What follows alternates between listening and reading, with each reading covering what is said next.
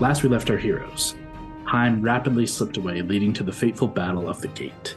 With less than a week until the next full moon, the Wildcards and the amassed armies of Vesaria prepared for the coming fight surrounding the ruins of Thaluna. With the aid of your arcane advisors, you retrofitted the advanced technology of the now abandoned city of Mythandor and turned it into a temporary roving weather machine that you could harry your enemies with. You assigned positions and posts around the various locations of the coming battle, and you planned as best you could for how to react to the coming fray. In the ruins themselves, you investigated the gate that was slowly rebuilding itself and creating a large fissure before it that will only grow larger as time grows closer to the fateful day. Finally, the day before the Revenant Vow is due to march, you all set off to investigate the enemy camp and attempt to sabotage their efforts. Flying towards the city, you found it shrouded by a magical darkness, obscuring sight from beyond and keeping a perpetual night sky overhead. Under this veil of night, you could hear the sounds of mass groups of undead, as well as the occupying Vow forces. You scouted the city and found the forces large, but not larger than yours. However, it was being supplemented by underdark monstrosities and warriors, infernal machines of warfare, and the aid of a magically controlled Nightwalker. The undead were being rounded up and caged as well. You discussed various plans to instill chaos into the ranks and settled on attempting to sing the verse said to summon the Kraken, whom you'd tangled with weeks prior. After a few attempts in the cove of now destroyed pirate ships of the former Gambino crew, you finally felt something shift in the air after each of you sung a line in turn. With your boots in the ocean, a storm began to brew, and a shift to the air battled the coastline. Quickly, you scaled the cliffs once more, hoping the Kraken would land near the beach where the bulk of the Vow encampment sat surrounding the temple. Time slowly ticked by, and it was in this moment, as has happened many a time before, a moment of pause and inaction, where your chaotic few seemed to grow impish. Hando, needing to unleash chaos upon the enemy, put forth the idea of being transformed into a massive creature to strike the encampment and unleash this chaos, damage war machines, take out as many crew as he could before returning to your hiding place. There was discussion of tampering with the Nightwalker, potentially freeing it from its bonds, and the suggestion to wait and see if the Kraken made her presence known and maybe use that moment to strike. However, idle hands are not the Wildcard's way. True polymorphing into an adult black dragon, Hando flew over the city and dove into the unsuspecting war camp, unleashing acidic bile across cages of zombies and tents of Vow and Eldrazi, but focusing his ire on one Hellfire engine in particular.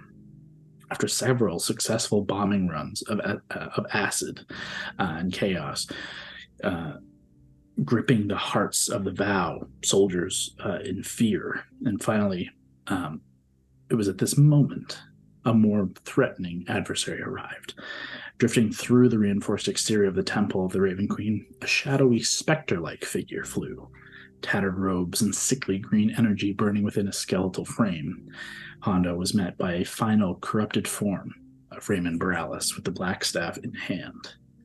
With one final acid strike and then taking to the skies, Hando flew, however not fast enough to escape the reaches of a dispel magic. Hando careened to the earth in his Triton form, striking hard and tumbling forward with the gained momentum. Bloodied and broken, with a literal broken leg, your right leg is broken at the joint, with several ribs also cracked in your sternum, and the threat of internal bleeding.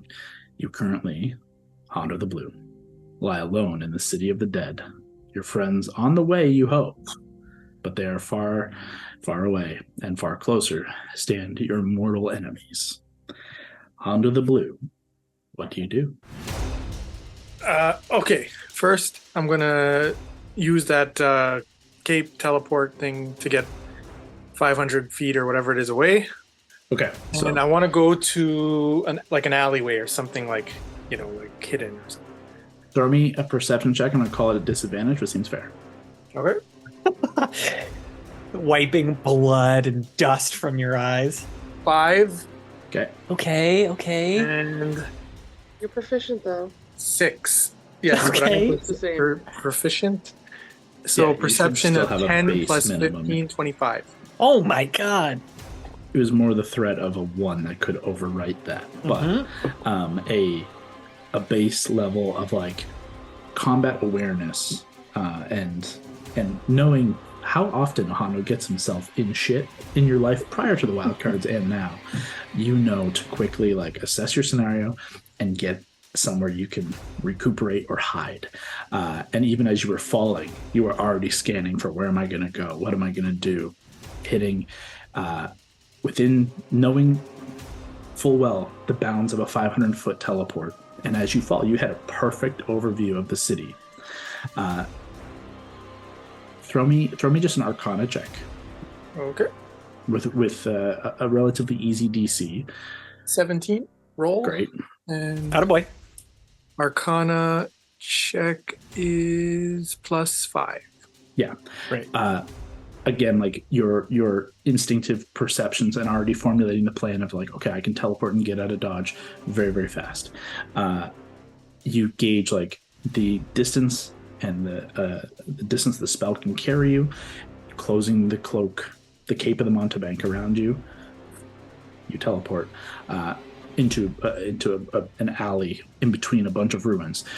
You notice the buildings immediately around you have no like particular rooftops, like they're half crumbled in or caved in, but you are kind of like further north into the city and then in the direction of like northeast towards like your friends, but only 500 feet. Like you're in the midst of the city, but you're out of immediate like view of Raymond, Nightwalker, any other forces. But you do hear like the sounds of like the growing encampment, like still the freaking out, but you're still surrounded. What do you do now? Okay, so first of all, one question. Mira is supposed to be on the way, right? Like 10 or 15 minutes or whatever it is? Mira at her fastest pace and basically being told like just gun it is going to openly fly. She can probably make this in just under 10 minutes. Okay, so what I'll do, I'm going to use my robe to go to the ethereal plane. Okay. The Robe of Stars? Yes. Astral plane, yes. Astral plane. Okay, that creates an interesting dilemma. Oh, shit. Throw me another Arcana check. Higher DC. I love this shit.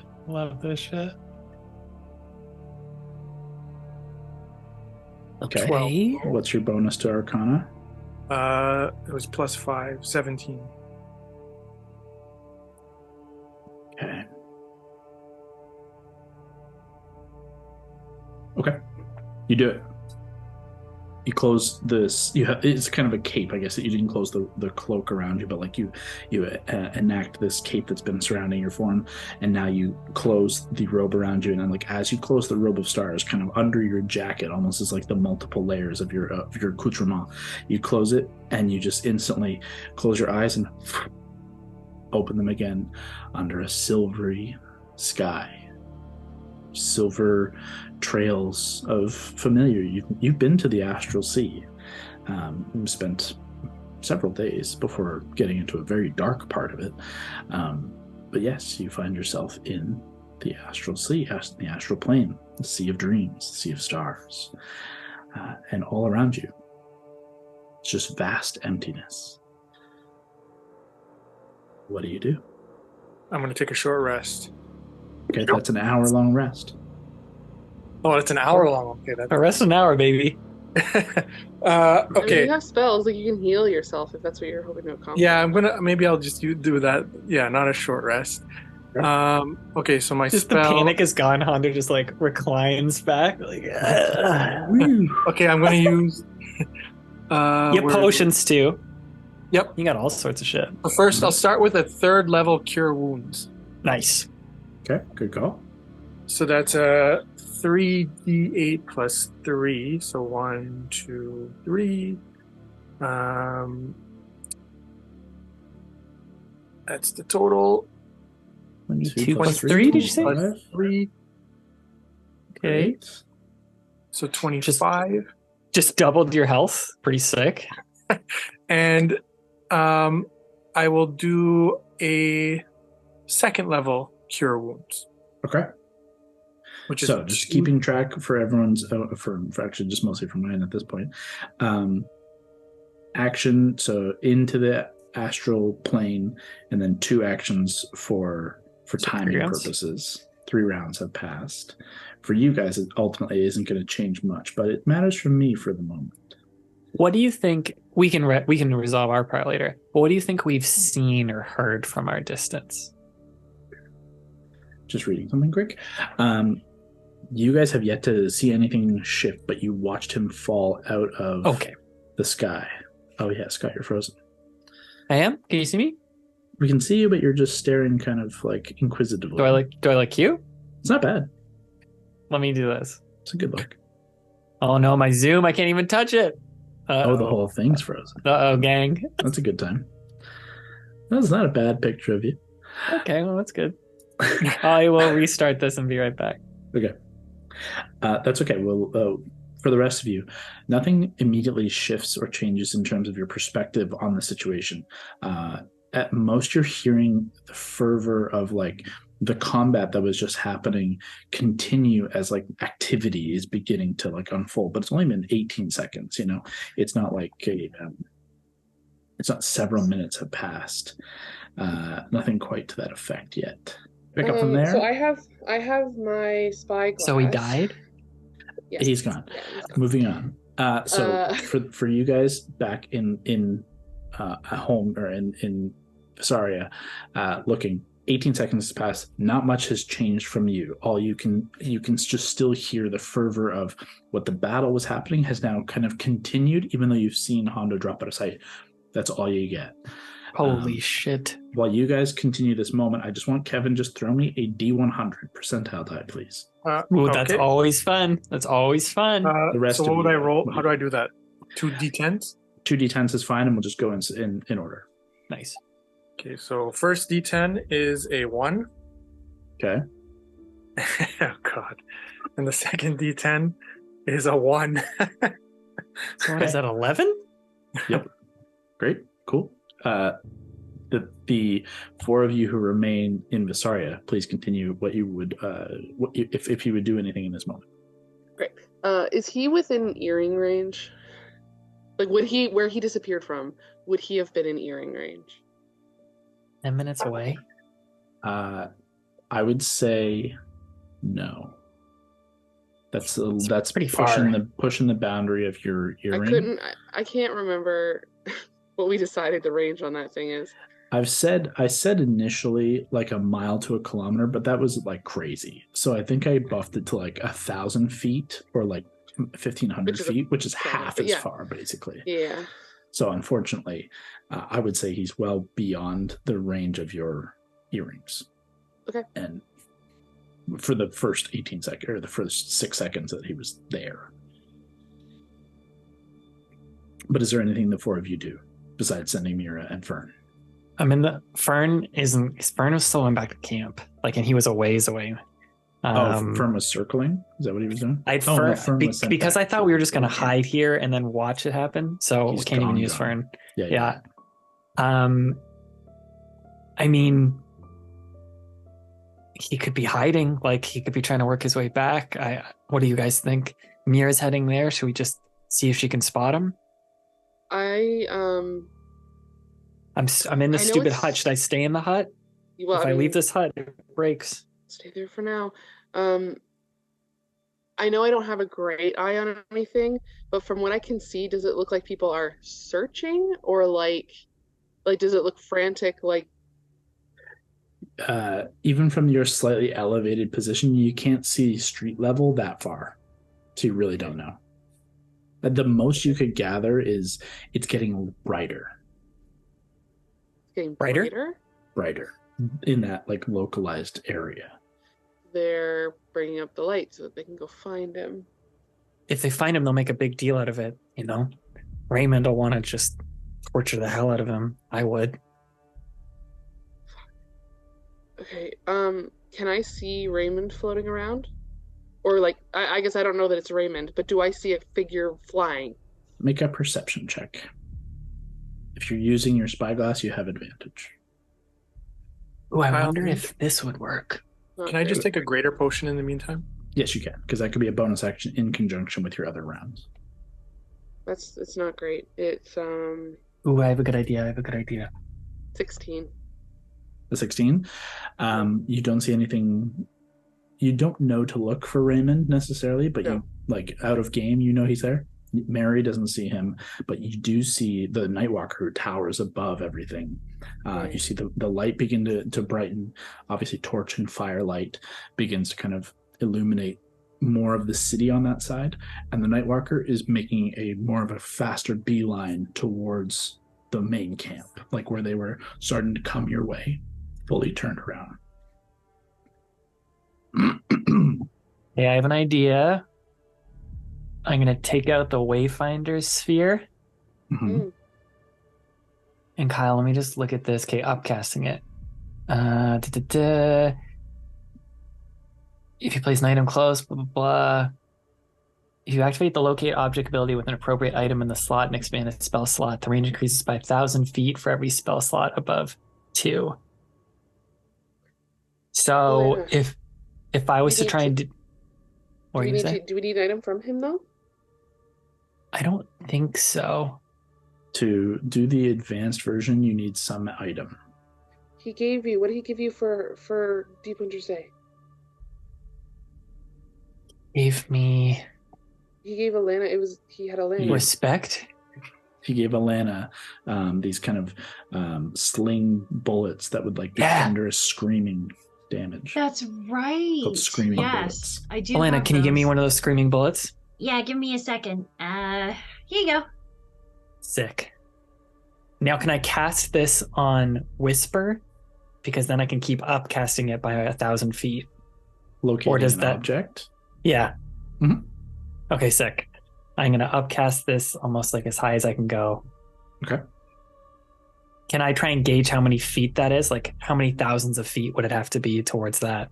You guys know, like, yeah, you'd have a pretty good understanding that you need to hit, like, to cover the full war camp from, like, you're at the furthest point of the city to, like, the other side of the bay. You need at least 5,000, 6,000 feet. Yeah, I'll do 6. I can 6 do will that. cover you, like, surely. It's my only 6 level spell slot. Ding! You Gone. ignite the screaming bullet and searching for Whisper. The Wayfinder sphere begins to expand, and you watch the blue light that always kind of ignites out, and it's kind of like beginning to trace around all the textures around you and around yourselves, and then seems to like fade out really fast, like it's like blasting out potentially 6,000 feet before it falls inert. It didn't pick up on him, which is either a terribly, terribly bad thing, or he's gone to a different plane or something, But or if he's not within Whisper- 6,000 feet. Maybe he was able to go back to our war camp somehow. I mean, if you did it on Whisper, not on him, so it's not. He's dead. It's Whisper's not here. So maybe we wait. Can I give this to Mary? The Wayfinder sphere? Yeah, Sure. this works for. Let me just check. I think it's an hour. Yeah, roll me a d20, please. You said Kev? Kevin. Kevin Yep. Karanja, Hondo the Blue. All right. 1d20 coming up. Coming up, it's a 9. A 9, you say? Am I adding anything to it? Nope, just a d20. Thank you. Dang. A 9. That's fitting. Oh, Kyle. Oh God. Okay. As you guys are figuring out your moment of what to do here, Hondo, you are rapidly just getting your magical energy together and just feeling your wounds heal. One of the beauties of being in the astral plane is you just fly, you just kind of float. which saves you from the incredible damning speed that you are suffering with a broken leg. Doesn't seem to matter to your speed here, which is nice, though you're just kind of floating at the moment. But the pain is significant, and your cure wounds are not having an immediate effect on the actual leg. And even your ribs and your back that is injured are not being, the bones are not being stitched back together. They're not being like replaced. But your immediate kind of impending death is sated for now. But you're like, this is a significant series of wounds that will take a lot of time to heal, and cure wounds just isn't powerful enough, at least not your level. It's not powerful enough to kind of fix that kind of level, but at least here, that's not such a problem.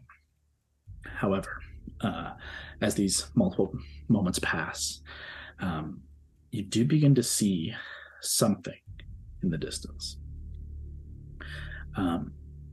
This, just like one of the stars in the many, many stars in this, very bright, going from like midnight to this like kind of dull silvery with a purple magenta kind of hint to it.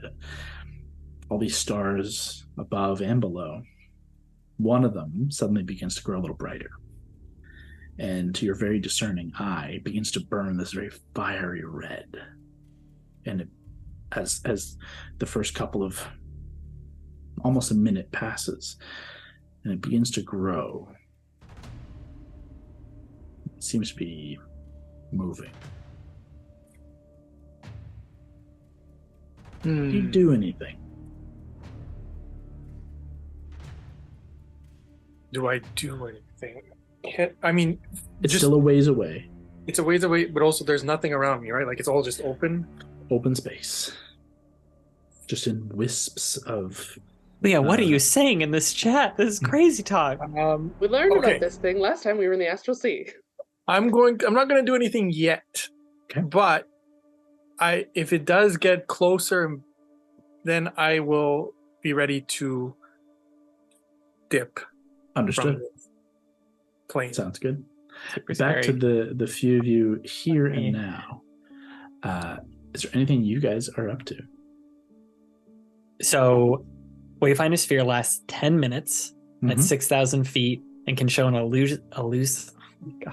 illusory path to the target. So I will wait. I'll ask Mary to come to this hut and I'll hand it to her so that she can have this potential ability to find Kevin within 10 minutes. Mm-hmm. Yeah. Okay. If we don't know where the fuck he is, I might just start fucking moving. We need to...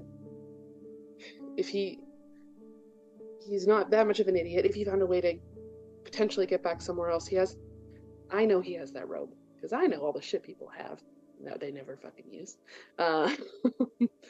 Would it be safe to say that I know that that's an option? Regardless of whether or not he would use it, I would know it's an option. I would say I was debating making it a check, but then I realized, like, you guys have actively been planning for the last week. What do we have at our disposal? What are all the tricks up our sleeves? And Mary, being the tactician, giant messenger chat currently going.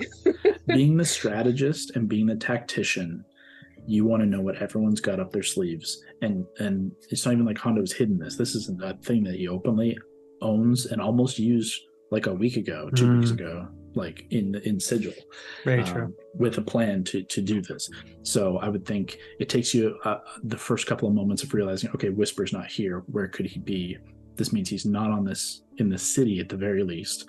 I would say throw me an intelligence check. Sure. With like a modified DC based on the fact that you have all this in your mind. Just straight intelligence. Yeah, I know. I can never remember my tongue. It's a 2, so that's a 14. The options immediately that jump to you are, okay, he's got the Robe of Stars that could take him to the Astral Sea. Maybe he got a chance to do something ethereal, like he's got the etherealness. Maybe he figured some crazy shit out. You don't understand the magic, how it works. You just know it's a thing. A banishment could take you to a demiplane.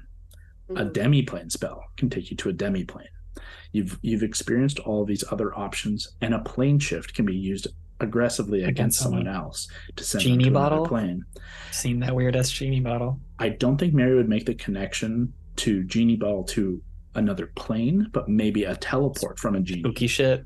Could just be out of the city, could be somewhere else. Kind of yeah, and Hando, and there's no communication past the range of your earrings, so maybe he's just not in the city anymore. So you've got like a solid 5 or 6 options that like don't immediately jump to he's in the astral sea. He could just be out of range. Right. Okay. So, but I do know that for at least a good handful of those options, when I've seen them happen or when I've experienced them, like a banishment, or they tend to come back to a roughly the same area if they do. Correct. Okay. I'm going to start moving stealthily, but if I can go, like, I'm not going to stealth tiptoe, but like the quickly moving, hoping that there's enough of a distraction in another direction. Now, I'll point out the 10-minute time frame is a flying, like, full dashed speed of Mira using a 90-foot flying speed of a Pegasus with no impediments of, like, buildings. To walk that distance is a half-hour minimum. Fuck. It's going to take time. But, and you've also already sent Mira. Yeah, I know. So we'll say a minute and a half has passed for that. I break out of this dumb hut. You step out in the door. Just phase. Stupid hut. I wanted to see how it would be like. Mary, before you go, like, we have to teleport back to save the world. If he doesn't come back before the Kraken comes, we have to leave. I have to get Gord out of here. He's the only way we save this world. It's not dying here. It's going to hell. Okay. Then are we going together? Can we just wait a couple more minutes? Can we just wait a couple more minutes to know where he is? I'm going to find... Is this the highest point in this area? Kind of, yeah, because it's kind of like up, like as if this was like this would be the hilltop, like the buildings that were built up here, and this is one of the last ones that's standing at its kind of full height, which is why Gambino picked it out as like where he wanted to chill. This is the highest point in this city. Okay. Fine. I'm gonna just find myself a really good high watchtower where I can see everything I can. And I'm going to keep that fucking orb up, and I'm going to give it a minute. I said it went inert, but I didn't realize that is technically like a duration spell. So it immediately kind of falls, but there you can still see the energy kind of running through the grooves, like it's still active. And Mary, as you kind of sit with it to look, you can see this kind of very faint, loose map of the city as it begins to kind of loosely trace out the map as it's wont to do in this illusory, very small version that if it gets a ping, it will ping like we know, like a GPS, but your characters know it's just an arcane, weird, elusive thing. I have enough magic left in me to cast teleport twice. If it gets really bad, I could try and get there to him and then come back here, or I could try and get us all there and then come get out of there. But we have to stay together. Like, that's our only shot at this. Hando, we come back to you in the Astral Sea. We'll call it 2 minutes has passed. You've been the first couple of rounds healing yourself. You could have done more if you'd want to burn more spell slots, but what else are you doing in the meantime? As you're watching this little red star, this bead, whatever it is, grow increasingly larger, but in the 2 minutes, it's not immediately on top of you, but you do see it is kind of coming in this direction. An investigation check wouldn't do anything right now, I'm guessing, right? Investigate unless there's something you can specifically call it you're looking for. What are you trying to gauge with that investigation check? Can I get a shape out of it? Can I see any movement in it? Like, is it a... with your passives, I'll give you a better description, but it is Literally, it started out just like a star. Like when you look up in the sky and you see, oh, I can tell that's Mars. Like I can see the little hue to what is otherwise a star. I can see it's got that little coloration. But then it's as if Mars started to fall towards us. And you're watching it grow ever larger. At this distance, it's about like half the size of the moon in the sky, which seems big. But the distance in this kind of in space, it's very difficult to judge. What I will say is it's very much an oval like disc as you're watching it, but it's kind of coming in a straight line. But every now and again you see it kind of shift, and you can see there is this kind of like 2D level to it where it disappears and you see it kind of shift and move. It's almost kind of like doing this like oscillating flying thing as it's flying through. I don't like it. And certainly the color is fiery. Yeah, that's, fiery is never a good thing. Okay, so what I'm Have going you to been healing? Like, how long has it been? Could he have healed? I'm going to call it 2 minutes here to keep in line with you guys. So yes, you could have continued to do whatever you want in 2 minute span, but that's what's happened since. Nothing else is going on. He could have popped some more potions. He could have popped some more potions. Got spells. So you've done a third, a second, and a greater healing potion. So sorry, I just decided I'll do one more spell. So that's a 13 plus 3, 16. So that takes me to 91. I mean, that's okay. We're back in business. We're less scary. We're still surrounded by the army of hell, but so now I'm going. Okay, if I were to become invisible now and I teleport, would I still be invisible when I get down? As far as you understand, yes. Like you maintain concentration and you're not actively casting a spell. The only caveat would be if this is activating a magical item to return. So let me read the wording. You remain there until you use an action to return the plane you're on. You appear in the last speech. I don't think it doesn't specifically say like you're casting a spell. You're like ending an effect. So I would say it would maintain invisibility. What I will say is, and you're smart enough to suss this out on your own, your invisibility is certainly going to work for the majority of things. You know full well that you've seen high-level targets and enemies that you've encountered see through illusions when that counts as an illusion. And in your current state, you're bleeding from a broken leg. It will leave a trail. And from your multiple other contusions, most of the immediate wounds have been like healed up with a lot of healing you've done, but your leg is literally snapped and there's no real cutting that bleeding off without doing a full tourniquet. It's on backwards. Minutes to like go through. And your speed, I will also say, is a quarter currently. So I guess it's hard with 30 feet base. So you have 10 feet of movement. Oh my god. Around.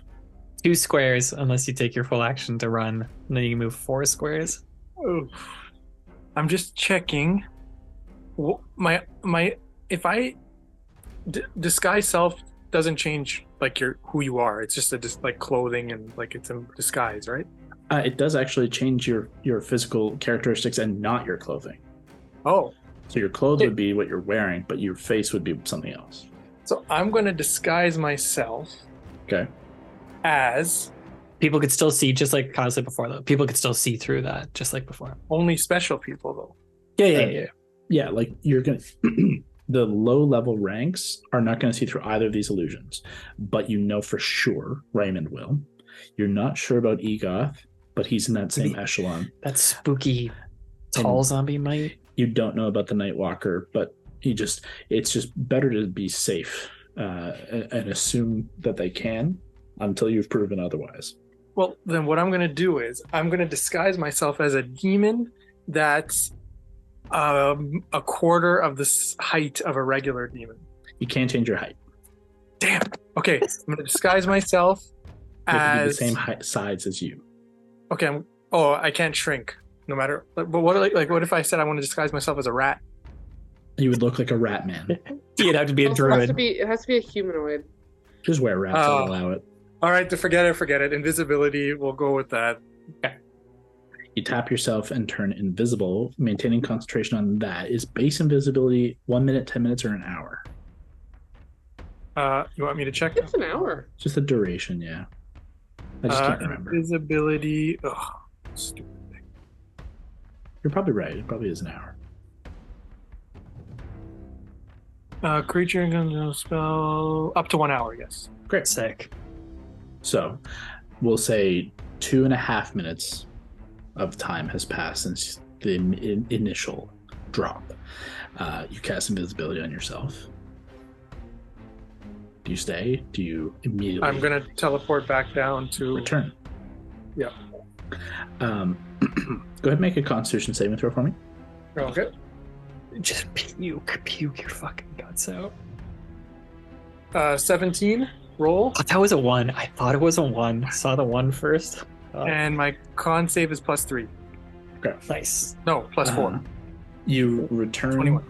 And set foot back in the exact kind of alleyway between two buildings and between alley, and you're probably like 3 blocks in from like the main thoroughfare where you know the Nightwalker has been kind of traversing, and basically right kind of where you fell, and where you immediately set foot back on ground, you feel the weight of gravity return to you, and where your leg that is broken touches ground, a nerve on fire like pain shoots through your leg and spikes into your brain as you put full weight back on your leg, kind of not remembering because it's just not thinking. You come back down to full gravity, and you manage to like bite into your lip and your tongue and stop yourself from like screaming out in pain, and you maintain silence and don't suffer any further damage that could nullify your invisibility. You maintain all semblances of stealth and invisibility. Mary, immediately you see a ping, and a loose kind of blue line on this kind of the map begins to grow a little bit and hover over top of the Wayfinder sphere, and you can see this little blue dot. Fuck, I got him. Fuck. But Okay, that's good. we're going to continue with Hando for the moment. You guys see this, but you're still far away. Hando, what do you do immediately when you return? You're invisible, but what do you do? Can I, they're building. Can I find like a entrance to something, like suss it out? Absolutely, no problem. Smart. With your passives, you can tell that already in the few minutes that have passed, you're seeing torches and characters and creatures hooded and cloaked, some large, not quite giant level, but half giants, ogres. They're marching through the streets, and you're seeing them begin to come down the alleyways. You're still pretty close to like the war camp. You're only 500 feet from where you fell, and only 160, 200 feet from like where the war camp started. You're barely 700 feet away. So you very quietly make a stealth check for me, which you have advantage on. Even First in this roll, bloody 8. state. Second roll, Get up there, baby. Get up there. 9. But my stealth is Very high. I think this is one that can't be lower expertise. too. Oh, sick. 10 plus 17, 27. Damn. You don't move very far because you can't move very fast, and you don't want to kind of spread this trail of blood. So as you're moving and seeing the trail fall, you're actively trying to like kind of clean and wipe it away and just cover it with some dirt. But you move about like 30, 40 feet further into this alley before you tuck into the side of this building that is 2 floors, and the upper floor has mostly fallen away and been broken in, but the floor of the second floor is still there. So there's like a roof on the lower floor, and you're able to kind of tuck inside and are fully in shadow. You're also invisible, but you are confidently stealthed if you wanted to hole up in this position. Mm-hmm. So do you intend to just wait and hold out? Mm-hmm. Great. Then yes, the 4 of you back in Gambino's kind of old hideout you see them. It move for a few seconds, but then it stays very still. Why is he moving so fucking slow? What's his problem? Something's wrong. Maybe he's hurt. Either that or he dropped the fucking dagger. Can I tell from this how far he is from where all the hullabaloo is going on? Yeah, not far. Pretty close, in fact. He's not that far? He's pretty close to the war camp. From, Great. from you guys. Still far. I was like, oh, what a change of fate. 4,000 to 5,000 feet. Okay, hear do me the out. math if you wish. I can pop my wings. I can go invisible. I can try and fly to wherever he is. I could try and get in there. I could teleport back up here. I could teleport us all out. Hopefully before the Kraken comes. Hope before he's found. Hopefully before we all die. Mary? Yeah. Can you make I believe, a Constitution saving throw for me? Oh, no. Nope, it's a Wisdom save for Mira. Great. With a natural 19. That a girl, Mira? Her whiz is actually, I think, decent. 23. Okay, she succeeds. She only suffers 20 points of necrotic damage. Can I see what's going on? You feel it telepathically. Pain and fear ripple through her, that she overcomes the fear but still pain, and in this kind of like wordless kind of just emotion that she sends back to you, that you can tell she's been spotted by the Nightwalker. And then as you're having this conversation, you look back and the Nightwalker's got a hand extended up, and you can see Mira like veering away in the air.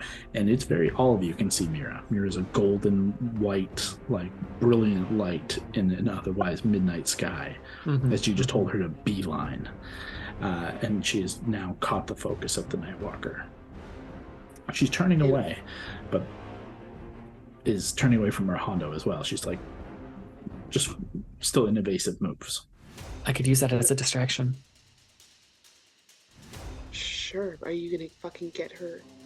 You're gonna go? Why don't you just fucking teleport all of us there and then teleport all of us the fuck out?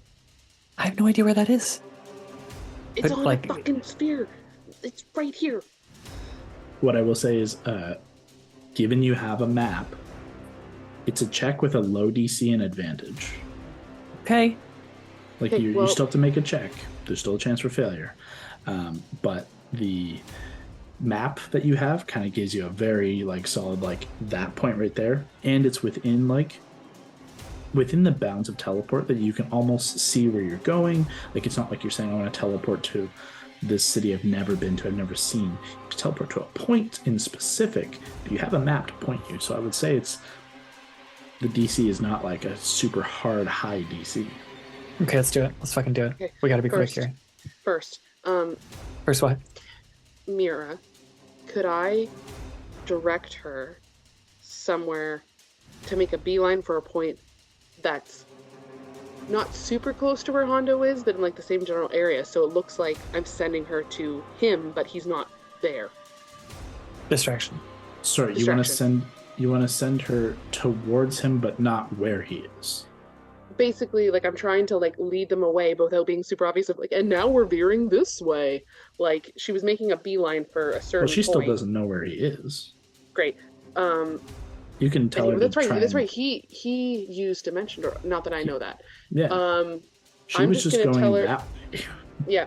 Okay. So say, like, let's use for instance, if he was on the right of where she was, I'm gonna have her slightly angled towards the left, still like beelining, just like basically pick a point.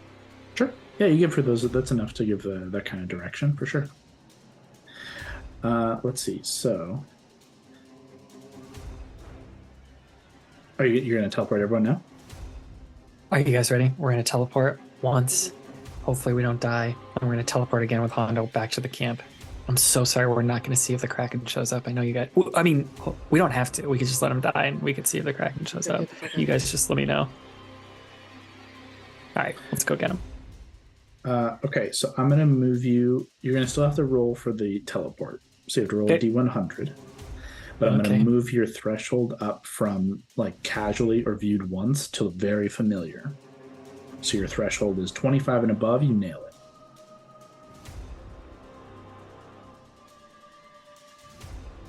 This is. Oh, it's 3. 0-3. Yeah, I rolled 0, 0, and then 3. Great. Well, that's a mishap. Oh no. God. I was like, great, it's going to be 30. Spells and magic results in a difficult journey. Each self-burn creature. Okay, and then, okay, all right. Oh Interesting. God, what does this do, guys? What does this do? Let's just see here. Okay, so each of you take 18 points of force damage.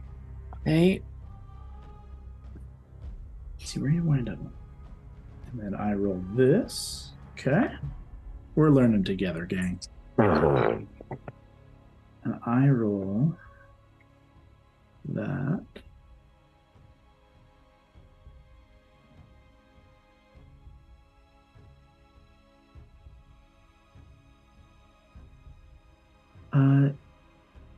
I mean, okay. So it's weird. So like you're supposed. So what it says is on a mishap, you all suffer force damage as is like a difficulty as you're trying to teleport. And I can explain that away, but then it just says to re-roll on the table to see where you wind up, which meaning multiple mishaps could happen. But I feel like there should be a better alternative there. Regardless, that's just my qualms with the way this spell is written. Like if there's something that goes wrong, it should be more than 3d10 force damage. It should be something else. You all feel, as the teleport that you felt 1,000 times before, twist in your stomach, and you feel yourselves shift in space. And it's normal until it's not.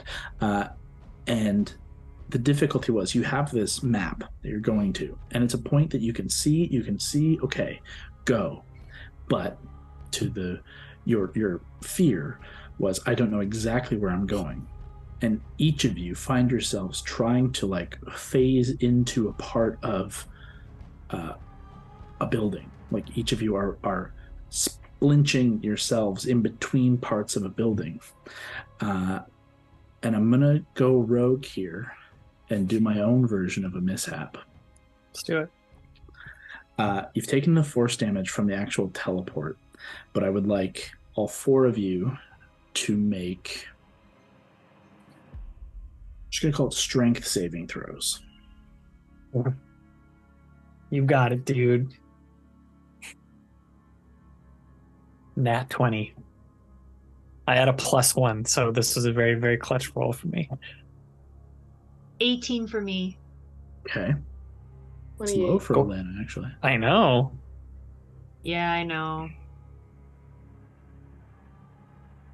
How much, Mary and Gord? 15. Okay. 28. Okay. Jesus. I was setting the DC at 17 based on the 7th level spell. So 17 DC. So unfortunately, Gord fails that. I'm going to roll some more damage. Good news is, Hando, you watch as you're hiding in the shadows, and suddenly you hear as several bootsteps falling immediately outside. With your high perceptions and investigations, you immediately recognize your friends. They've come to your rescue. However, the problem is something's gone wrong in this arrival, and Gord's right arm from shoulder, just at the shoulder joint, is in a wall. Oh, jeez. Gord's right arm from here down is inside the stone of the wall of the building Hondo is in. Gord, you suffer another 20 points of force damage and are losing circulation on your arm. It's as if your arm has been petrified, but it's still attached. What do you want? I say, Gord, do you trust me? And then without waiting, I use... Do I have the spell slots for this?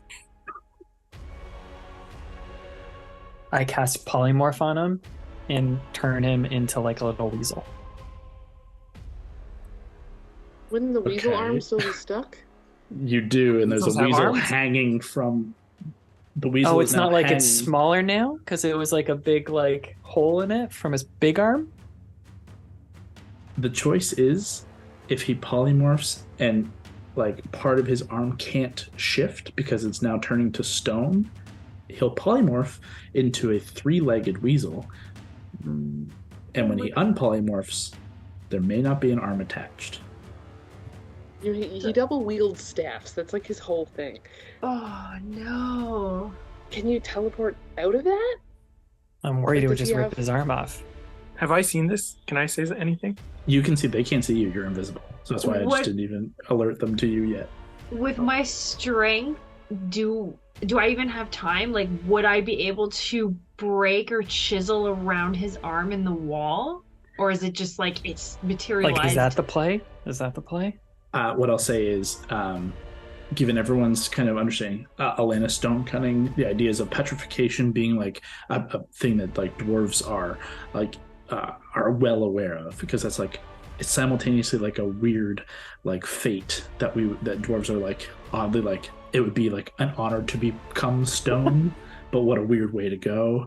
And the arcane knowledge of Valentine, Gord, and Hondo, as Hondo, you were also there. If you get quickly enough to break the wall around, it would free the spot, and significant healing will be needed as part of it is becoming like part of the stone. But it's less of like he's actually petrifying and more that if left unattended, it will like fuse with the stone.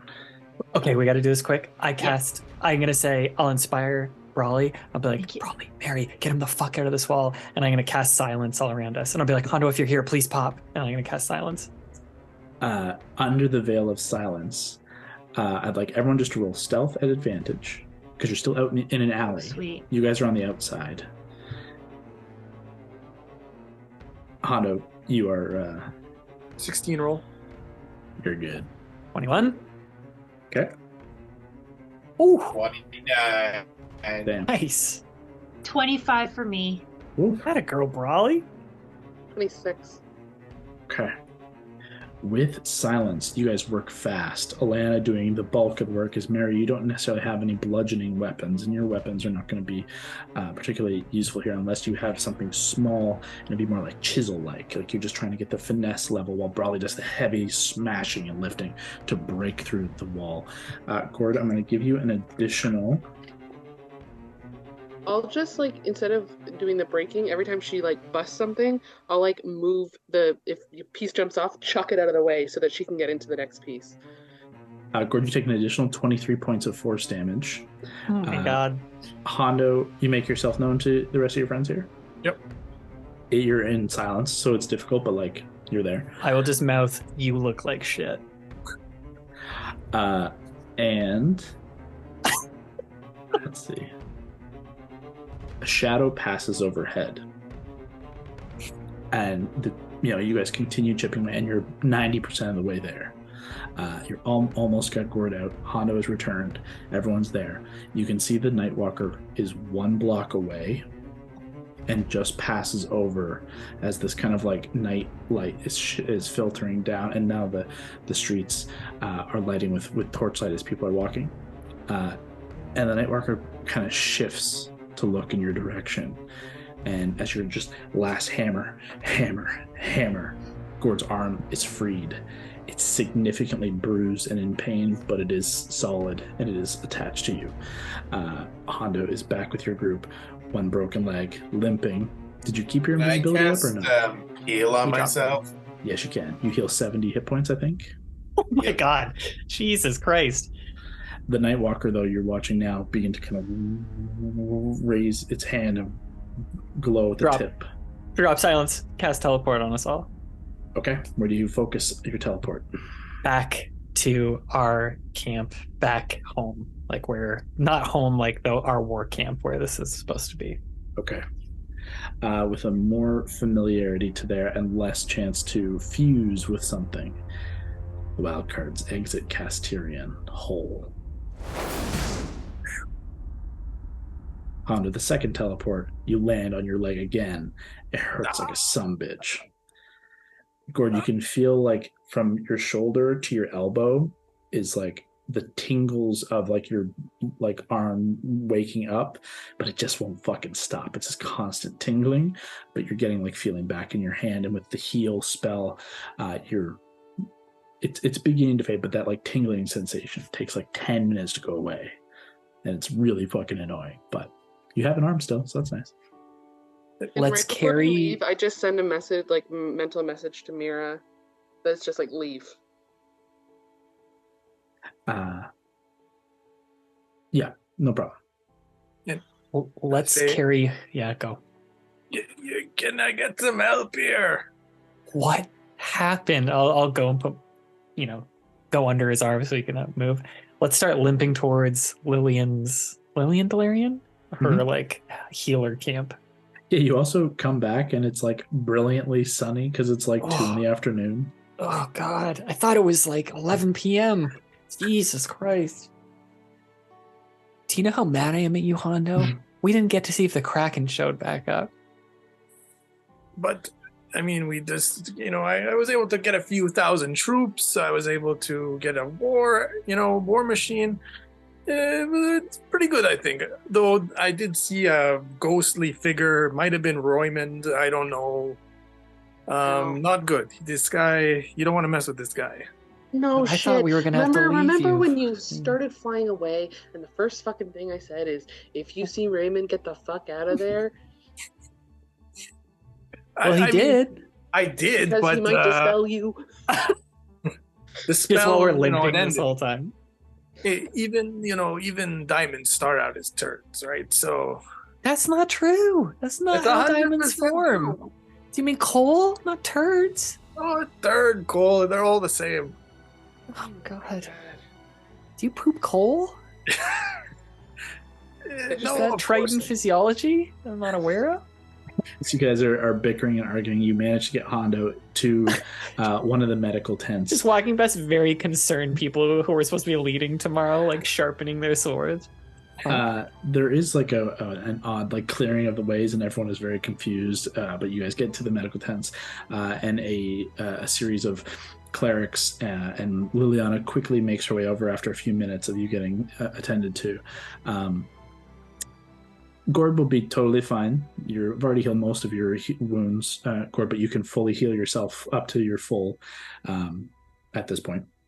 Hondo, you can heal yourself up to full. However, the magical healing that is available to you can deal with significant wounds, especially to tissue wounds, blades, stabbing and cutting, no problem. All of your tissue wounds are fixed. Even your ribs are kind of put back together. Your back it's hurting, but it's fine.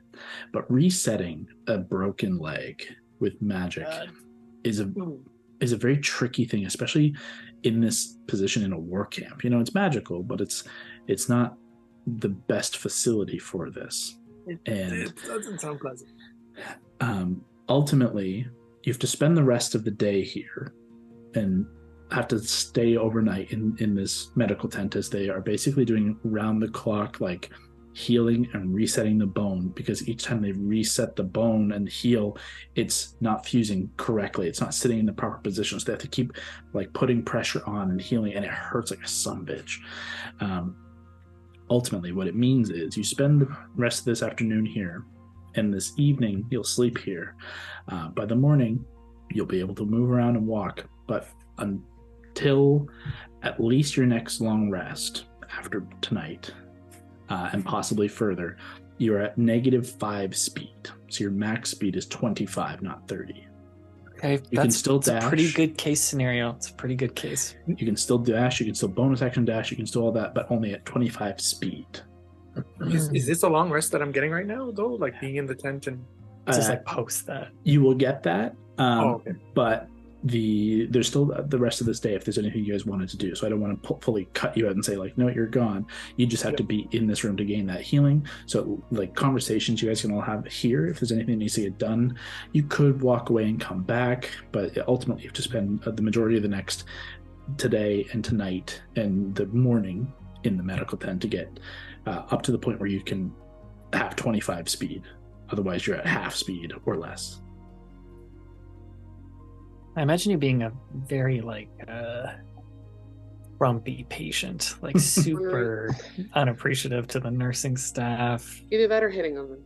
I mean, That's they're nice nurses, though, you know. God. I honestly can't believe you're still playing this game with us. It's a delight. I thought that was going to be the end of Hando. It's crazy. I didn't think I would make it to I thought the Kraken was going to take me as well, you know. If I may escape Raymond, but the Kraken... To the point of the Kraken, do like the skies still look kind of stormy? Mm-hmm. Yeah, absolutely. Even above us? Less so here. You guys are a couple... You can almost maybe see in the distance. Kind of looks cloudy over there, yeah. Absolutely. It looks dark on the coast. The south coast looks dark. Praise the Dawn Father. In the interest of moving things forward, is there anything you want to accomplish for the rest of this afternoon and this evening before we get to the final day? I think we need to at least look at all our shit and make sure we know who's doing what. No problem. And sort resources. We need to make a decision about how many charges of Gord's staff we need. We use for the you-know-what? Yeah. 10? So at I think it has to be at least 10.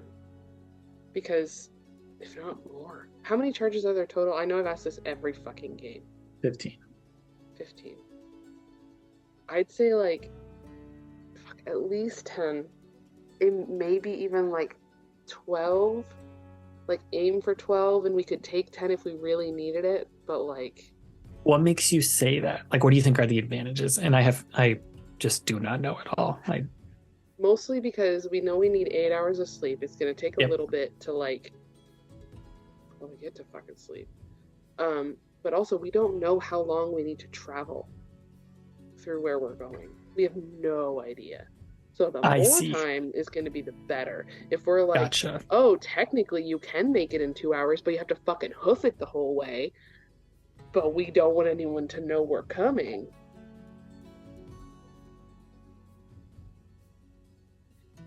I would say ideally 12, but we could make it with 10 if we really needed to. Is my best and I would leave. Yes. We'll add in, you need a minimum 8 for your long rest, provided you're able to accomplish that. If something interrupts your long rest for whatever reason, you have to add an additional hour or 2 on, depending on what happens. If you get into a full combat or something like that, it extends your rest. Travel time, to Leah's point, you're not sure what it is. You're not sure exactly how long it'll be. And if you encounter anything on your travel, are you accounting for time in which you need to rest from that for final battles? Yeah, we might need an extra hour long short rest in there.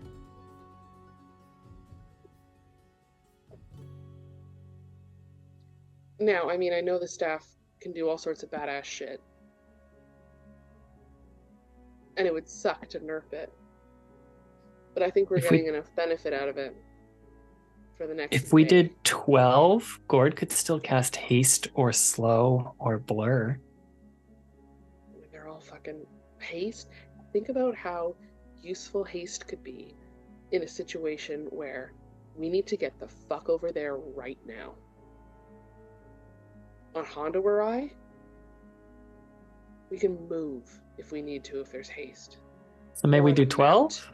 On a mount, so that something that can previously fly 90 is flying 180. Hando can barely move though. Let's not waste haste spells on him now. He's never going to be able to the same. I saw that foot this morning. It looks like trash. Yeah. I think 12 would be good. 12, then there's 3 charges left. We could do crazy stuff with that. Okay. Let's look at, I'm pulling out the giant list we've been stashing on our message. This will be the ultimate list I'm going to add here too. this is who has what. I think we give Mary the cool dragon summoning thing. Mary has a dragon symbol on her palm. Got dragon themed everything. So I think we give you the dragon scale. Okay. I think we give Gordon, which one? The cool inspiration 2d20s, because he could use one of them for the last word. How many of those do we have? Did I forget that we had more of those? Just one. The nectar? There's just one of the nectar. Okay. So nectar, inspiration, Gord has one. The what are the other things? The dust is resistance to radiant and necrotic and getting advantage on charisma and con saves. Raleigh, do you have resistance to radiant and necrotic or no? She does when she No. rages. When she rages, she does? Yeah. You Oh, read The okay. only thing she doesn't. The only thing she's not resistant to is Psychic or whatever? Psychic, Okay. psychic damage, Okay. yeah. You should But- definitely have then the psychic thing, because someone might try and take you over. We have like those Yeah. potions of psychic resistance. Oh, What is That's this? actually that might be a good idea. Okay. The So I'm dust, charisma and con saves. It does also make them sparkly, which I find funny. Radiant and necrotic. Let's edit this part out. We'll just tell them what we got, so we can do this quickly for the Yeah, edit. of course. And Kyle, do you want to end there and start a new one for this next part, so we could have this as 2 episodes, or do you think we should just do this as 1? We've only been going for an hour on this. Yeah, that's I kind of. kind of want to get a little further to the. I think we can do this as one big thing, and then maybe the next game is a good idea to like cut into Splitter? 2 parts. Gotcha.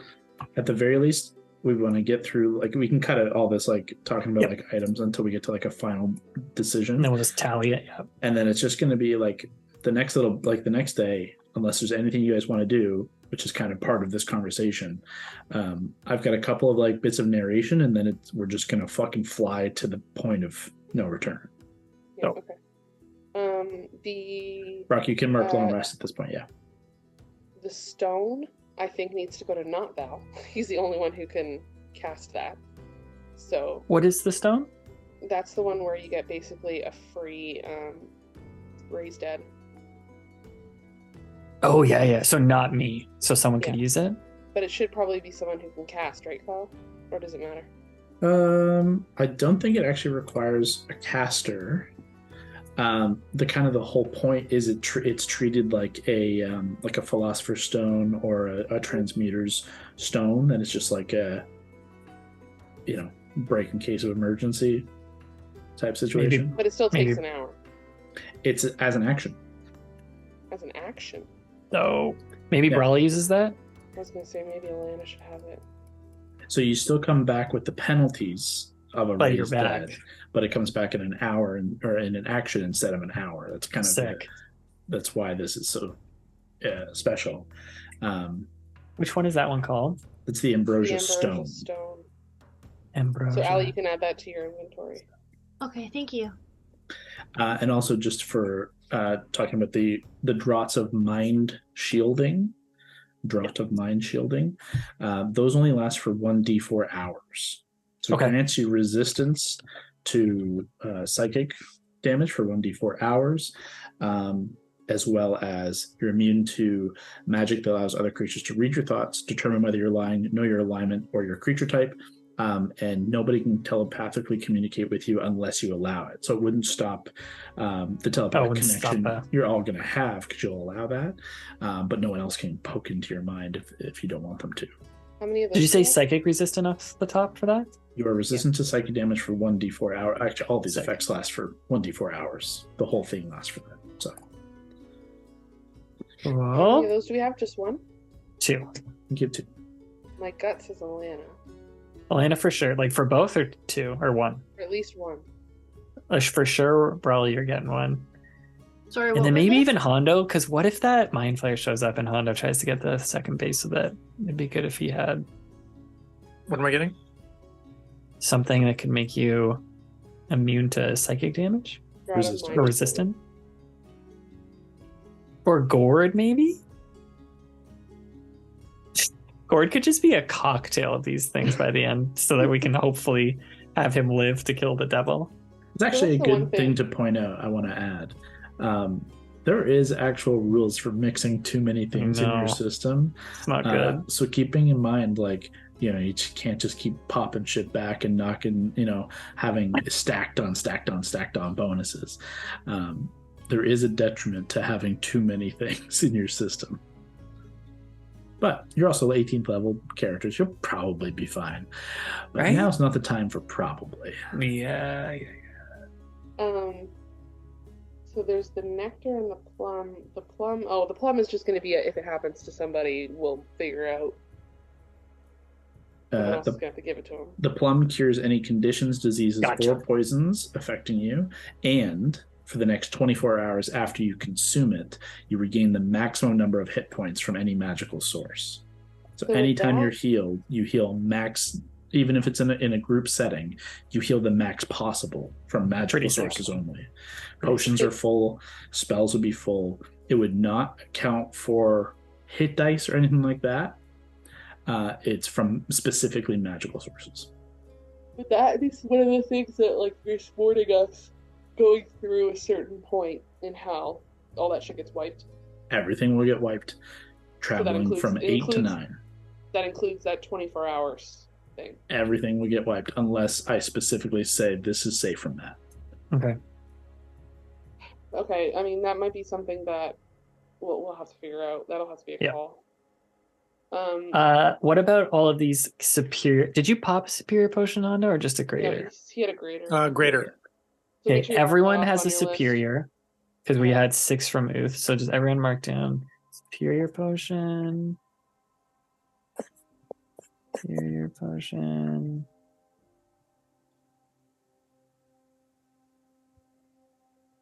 Honda, you got your 2 magic batteries. You have 3 amber potions. I have no idea what that is. Oh yeah, what? Do we know I'll what check that my is? notes.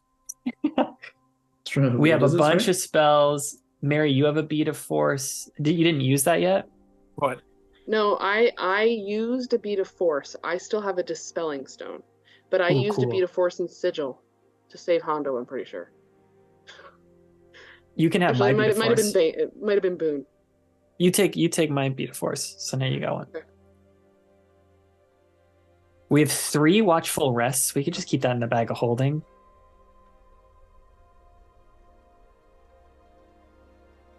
Yes. Hondo, you got some items also in Sigil, if I remember correctly. Some, Are you talking about like the Hag's Needle and you got some God. unique Yep. items. I just don't. I have a list of That things that didn't- were there, but I don't remember what you all bought. So I That assume didn't you come have from written. sigil. That came from the Yes, hags it that did. you stole it off of. But No, it I didn't. thought It the was 3 bought in amber Sigil. potions, you would have taken out of, because if it's written with the batteries, we got all of that at the stash house in Sigil. This is what I need to know. Did we ever use Brawley's famous shrinking potion? Did we use that on Keith so he was a baby Ye- goat? Yeah, we Okay. did.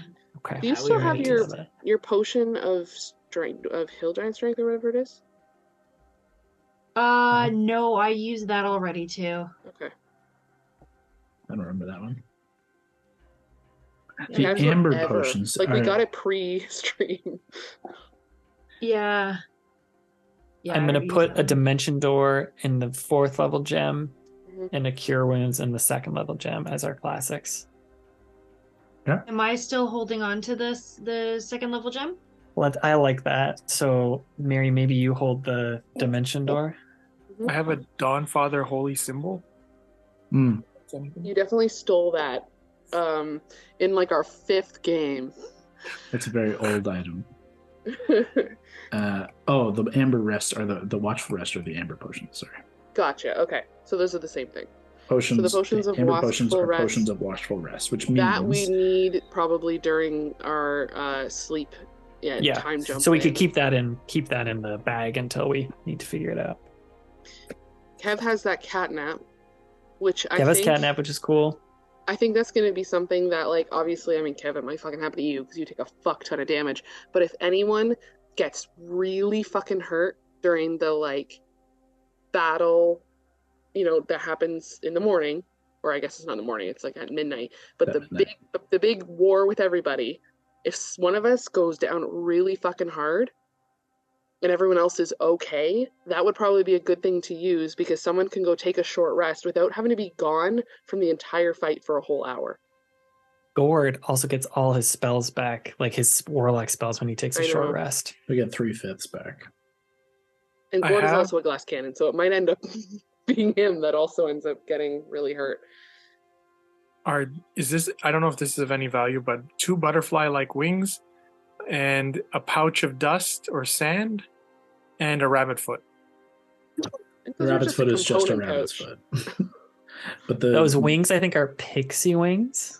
They provided flying speed, but it's only 20 feet. Oh, the dust is like the thing that fucked up Valentine and made him really tiny, and I carried him on my shoulders. It's a random effect of pixie dust. Ooh. So you could chuck that at somebody. That's a good prank. But I mean, it's also something that, fuck it, pixie dust in the face and a random effect happens. That's how we kill Asmodeus. That's like the final thing that does it. It does require a wisdom save, if I'm not mistaken. We'll burn those resistances. We'll be fine. We have a bunch of spells here, or scrolls. Yeah, Tens of those Floating need to Disc. get split up. Fabricate, Dispel Magic, Arcane Hand. Hando, that's yours personally. You bought that. Well, what can Fabricate do? Do you want to look it up while I go to the bathroom quick? Fabricate? Yeah. I can look it up. Fabricate can basically take any raw materials and make something constructed out of it in a series of a short period of time. It's like a magical, here's all the raw bits, let's make a thing. So, I mean, Kevin, you got some arcane batteries. Can we make something? Can we use Fabricate to make like something that's a trigger so that it's essentially a bomb now? Like we can explode it? Let's do it. Okay, because I don't know what the hell else we're going to use Fabricate for. We're fabricating a bomb. Kev, We'll wait till Scott's back. what kind of do you check your proficiencies? Do you have any tool proficiencies other than thieves' tools? Let's take a look. I have bagpipe proficiency, Great. It's super Oh, useful. come on. navigator tools, Okay. water vehicles. The Is pirate that things. is that where that is proficiency? Yeah. So, reading through the spell here, creatures or magical items can't be created or transmuted by this spell. You also can't use it to create items that ordinarily require a high degree of craftsmanship, such as jewelry, weapons, glass, or armor, unless you have proficiency, the type of artisan's tools used to craft such objects. So, Mary has Tinker's tools, which would be the tool and proficiency required for this. I guess it doesn't have to be Hando who uses this spell, but the caster should, in theory, be equipped to use Tinker's tools. Okay, never mind. You could grab one of your wizards who may have that, or What if I draw really good plans? well, we'll give it's a check. It'll be a check-based thing. Regardless, making a bomb with Fabricate is going to be a check-based thing. Yeah, But it's I'm not possible. even- Do that. I'm thinking like because we were just told to be super careful with them, so I'm thinking like make something that like stabs one of them essentially, or like cracks the casing. I will also say you can use the scroll as a non-caster. It's kind of part of the scroll, but you have to make an intelligence check to cast the spell and then the subsequent checks to make it happen. Okay, so what level spell is Fabricate? It's a 4th. Oof. So I'd need at least a 14. Minimum, yeah. I only have like a +2 intelligence. Because I don't have like normally you'd add your spellcasting modifier, right? But I don't have that. So I'd just be adding my intelligence. I'm basing it off of intelligence for this, and then you would have Yeah, to that make totally makes sense. a Tinker's check after the fact to put it together magically. But with inspiration, I mean, we it's can also possible. just try to throw the things and hope they crack enough to fuck shit up. I think it's cool. I think it's a stupid thing to be doing the day before we're gonna do all this bullshit. Yeah, do you still have these poisons? Yeah, I agree. We should just throw those things and hope they explode. I was trying to think of a cool way to use the fabricate spell. What I'll say is, I mean, if you successfully fabricate it with the arcane batteries and with the other items, your impact radius and damage will increase like significantly. Yeah. Yeah. Why don't we just roll it after this? Like once we like pretend to cut back, let's just roll it on camera. Sure. So, okay. yeah, so what we're other definitely gonna roll it on scrolls do you camera. have? So we got Dispel Magic, Fabricate, Tensor's Floating Disc, Arcane Hand is Hondo's. We have a Speak with Dead, an Invisibility, a Mislead, and then Blav has Etherealness and Catapult. And we all have Potions of Etherealness. Just as that. Not potions, but like oil. Yeah, that it takes 10 minutes to apply. How fast does the disc move? Very slow. Trails you by 10 feet, I believe. And it can carry Up to 500 pounds. Loose memory. I feel like that's something we should save for hell. It also can't fly. Like it hovers, but it has to be like only like 10 feet above the ground or something to that effect. Yeah, it's like a little like Moving hovercraft ship. next to you. Yeah, Yeah, it's like good a to move something heavy. pump train. Yeah. Yeah. It's a pump cart. Everyone has, like, if we look at people's items, like Kev, you had like, how many potions do you have in here? I have 6 potions, I think. 6 Well, so superior. those 6 superior are the same 6 superior that Scott was talking about.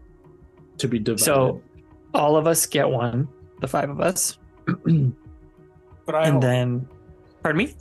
but I'll hold. You hold all of them? No, you let's, can't let's hold each have all. one. You're gonna run across the battlefield to be the potion deliverer with 20. You can have 2. bit Do less you want speed. 2? Oh yeah, I want 2. Let's do that. Because who knows what fucking shenanigans you're gonna get up to. Do we have any other potions, or is that it? I have nothing else. I have Ollie, do you have any? poisons and, as I said, those amber potions. If I look at my little thing, The amber potions were. What did we figure out those were? there's 3 amber potions that Hondo had written down. Kyle, you have any idea what those were? Those are the potions of watchful rest. Gotcha. Gotcha. Perfect. So we're gonna hang on to those. Okay, my little notes here from October. Yeah, the Watchful Rest, the Potion of Psychic Resistance. We had previously 1 superior, 2 greater, and 4 regular. I have that So what- no detect scroll. You also have a genie bottle. Well, 1 dream model. Okay, so with this 1 superior, 2 greater, 4 regular, let's just call that the only other potions we had. Unless you guys have kept diligent track on your character sheets. No, so I don't have anything else. So who do we want to give those to? So, let me just write that down. I think Why Allie doesn't- needs to take at least one. Raleigh gets another superior, so she'll have 2. Sure. Yeah, I mean, Allie can also like get to somebody and get them up with that, and they actually get up with a decent amount of hit points instead of just 1 or 6 that are going to get stomped out in the next round. Why don't Gordon and I take those 2 greater potions? And then Mary, because you might be running around, you want all 4 of the regular ones? That's a lot. I mean, I'll take a couple of them. Okay, why don't we give you... You want 2 regulars, Sure. and then Raleigh could have 1 regular, and Hondo could have 1 regular? Yeah. Because Gordon and I can heal ourselves pretty well. If you get separated. I can't find them to add it in The my... potion of. So you have to you write? can't put healing, you have to put potion of healing, and then it'll come up. And then there's all the variations.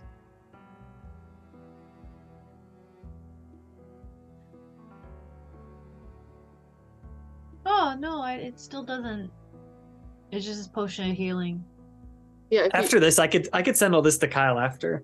And then during the week, we could just make sure everyone's thing is up to date. I can do it now. So sorry, you're giving Allie a potion of superior? Allie's going to have 2 superiors and 1 regular. She's also The going to have the last- Ambrosia Stone, a Drought of Mind Shielding. So should I remove all these potions from my? You Yeah, keep all but 2. Okay. Hondo, you're going to have, I'll put it here. You're going to have 2 superior potions and 1 regular potion. Lana has. a I still potion. have 1 greater. Yeah. Okay, great. So just Awesome. keep track of that. Okay. Allie, I put them in Um, your backpack. Might Okay, need to thank you. refresh. Yeah, you'll probably need to refresh. The last thing I think is the ambrosia dust.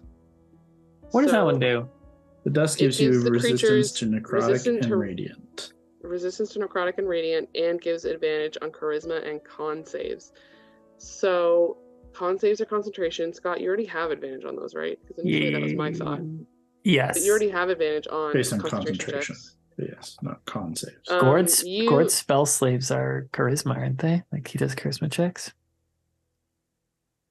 Do we It's know what based kind on of checks spell it's going to be to do anything for the last word? No We idea. have no idea. Gord can also get resistant to necrotic. Is he just always resistant to necrotic, or is that part of his form? I mean, Gord can answer for himself, but I believe always on resistance. But I'm not sure. Pretty good. Scott, you can change your resistance but it's only elemental stuff, right? I'll Yeah, also so say- I was just gonna do fire. Yeah. I'll also say the dust is a one-time use, but for 24 hours, So, but it's the same thing. It would get knocked out as soon as we get past. likely. So it's either before or after, not Mhm. during both. Man, I don't know when. Let's just when keep it in the bag of would be holding. right, so- Okay, so we're not going to do anything ahead of time. For this battle. I don't think for this battle. Okay. I also realized I have a arcane hand scroll. Yeah, that's really cool. That's a good one. It's a big bee's hand. Big Bee's Hand is fucking amazing. It's a great spell. It's very versatile. Yeah, like that literally could have. I mean, it would have been so obvious, but it could have picked you up and tried to bring you to us. Like you think can it use it only for so moves, many like, things. 60 feet, though, right? It's Pretty likely sick. Raymond would have dispelled it and watched you fall Yeah. again. However, But you can also do a bunch of shit with it. So make sure you read the spell cap because you can like use it to like punch people, or you can lift things with it, or you it can. can create like a barrier between. It's Mm. give It would yourself actually like a, do what you keep thinking your wall of water does, yeah. where it doesn't Create let an people actual through. It barrier. actually does that. It's concentration, so as long as you like keep it up, you can do Ooh. different things with it. Can I give the shard blade that the general used to use? This is just like color, but to Daisy or Elias, would they be able to wield that? Daisy has a blade that she has been gifted as a part of her kind of leadership position in with the Blade Singers. So she would be reticent to kind of trade it off, though she debates it for a second. If you wanted to trade it off with Elias could use it. Is there anyone else we'd prefer? Like, what's his face? Alexander seems to use more like lighter weapons, doesn't he? Alexander He's a goes daggers and smaller He needs a short weapons, sword. and he's got some magical accoutrement. I believe it's a long sword. Yeah. Um, Let's give it to Elias. He seems cool. It could be like cool. He's like my brother-in-law, but we haven't really hung out, so it's like this could be nice. It'd be a nice moment. yeah, he absolutely will use it, and Bless you. the moment is ruined by a Hondo sneezing in the background. Hey, this blade killed me, so I thought that would be nice if you had it. He doesn't know what to say to that, and he just kind of holds it, and Daisy just kind of pats him on the shoulder and kind of gives you a playful punch to the arm before they continue to 1,000 things that everyone is in the midst of doing. But Elias, just before like you guys kind of break out of this awkward silence, like goes to like shake your hand, but then embraces you in like a hug if you are willing to give it to him. Gives you like a cool guy hug, 2 seconds, then he's out. Valentine tries to hold on way too long. Oh, sorry. And he's Cool. off. That's so cool. Okay, so we don't need to necessarily recap who got items because we'll just see them as they come up in game. doesn't ultimately make a difference. Is there any last bits of information or conversations or shifting of things that you want before taking the long rest into the final fateful day? Can I just do one thing? Tell me if this is too much. Mm-hmm. Attune, do the old swapperoo, attune to the crystal ball, just to try and spy on the war camp if the Kraken hits at some point tonight. What time do you want to look? Yeah, I feel like... For Wait, context, did Mira ever come back? Yes, yeah, no problem. Because we could use Mira and Fern to try to keep an eye on how stormy the sky is and try to use that as like a... Yeah, maybe when it gets super, super stormy, that's when I would try and do it. And so I assume like when evening is starting to hit. You guys can make perception checks for the two of them. But it's like you're looking over a long distance to like... Yeah. What season of the world are we in right now? I think we're in winter, but we're in the winter. south. Right. So it's like the rainy when season. that's probably perfect then, like when the sun's starting to set. I think that's when I would like spy on. So for 30, 20 context, for Mira. it's pretty good. I'll be honest, she doesn't, even with a 20, just given the full distance, there's not a solid change. As it gets darker and as the sun begins to set, I would say she notes like there's more activity, like there's more lightning strikes and things, but like the storm doesn't seem to like shift or change, but maybe the amount of lightning picks up. Mm-hmm. And for context, you guys kind of started that call around noon. So by the time you look in at 6-7 p.m., that's when you're thinking? Yeah. Okay. Where are you spying on specifically, or scrying on? I'm thinking a place. The big city though, so you may have to pick a point. I mean, I'm just looking. we summoned it from that spot in the water, so we could look there. I could also just try and spy, like picking a point above the island of the fourth seal. I mean, even like if it's from that watchtower where I hung out, like you can at least see a good chunk of the city there. It was close to the coast. That sounds great. Only if whatever, Kyle, you cinematically want to allow for this, I'm going to choose that watch point, but whatever will give us, or what Valentine thinks is the best view of anything. Okay. On a location, there's no save because it's just a location. As you settle in at some point in the evening, sun has set, I would say. You drift into the crystal ball, and you drift into that kind of transitionary flight over the plains and towards the city, and just kind of jumping, flashing. You're over the war camp, then you're over the plains, and you're into the storm, into the clouds, and you can see the lightning, you can feel the rain almost, and then you are flashed to the top of the watchtower that is on the small island where the Raven Queen's temple in the City of the Dead is, and you are kind of given this heightened, almost like 360 vision, and you look down, immediately looking towards the water, looking to the coast, and you can see the water is raging. You can see the waves are crashing constantly, and the storm is in full swing, and you can see bodies littering the beach and all the way up into the camp. Immediately you can see the massive form of the Kraken. It has been slain. It lies dead on the beach. And you can see what look like huge spires of obsidian or basalt rock pierce through its flesh. Multiple of its tendrils have fallen away. It's been destroyed. However, the war camp is in utter disarray, anything that was on the beachfront and in the bay is destroyed.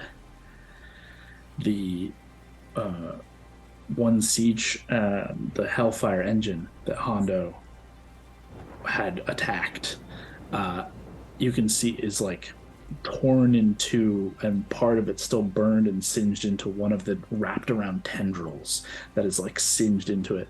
But one of the Hellfire engines is completely destroyed. You can see the wreckage of several other of these war machines that have been just cast aside, and one still smoldering in the beachfront.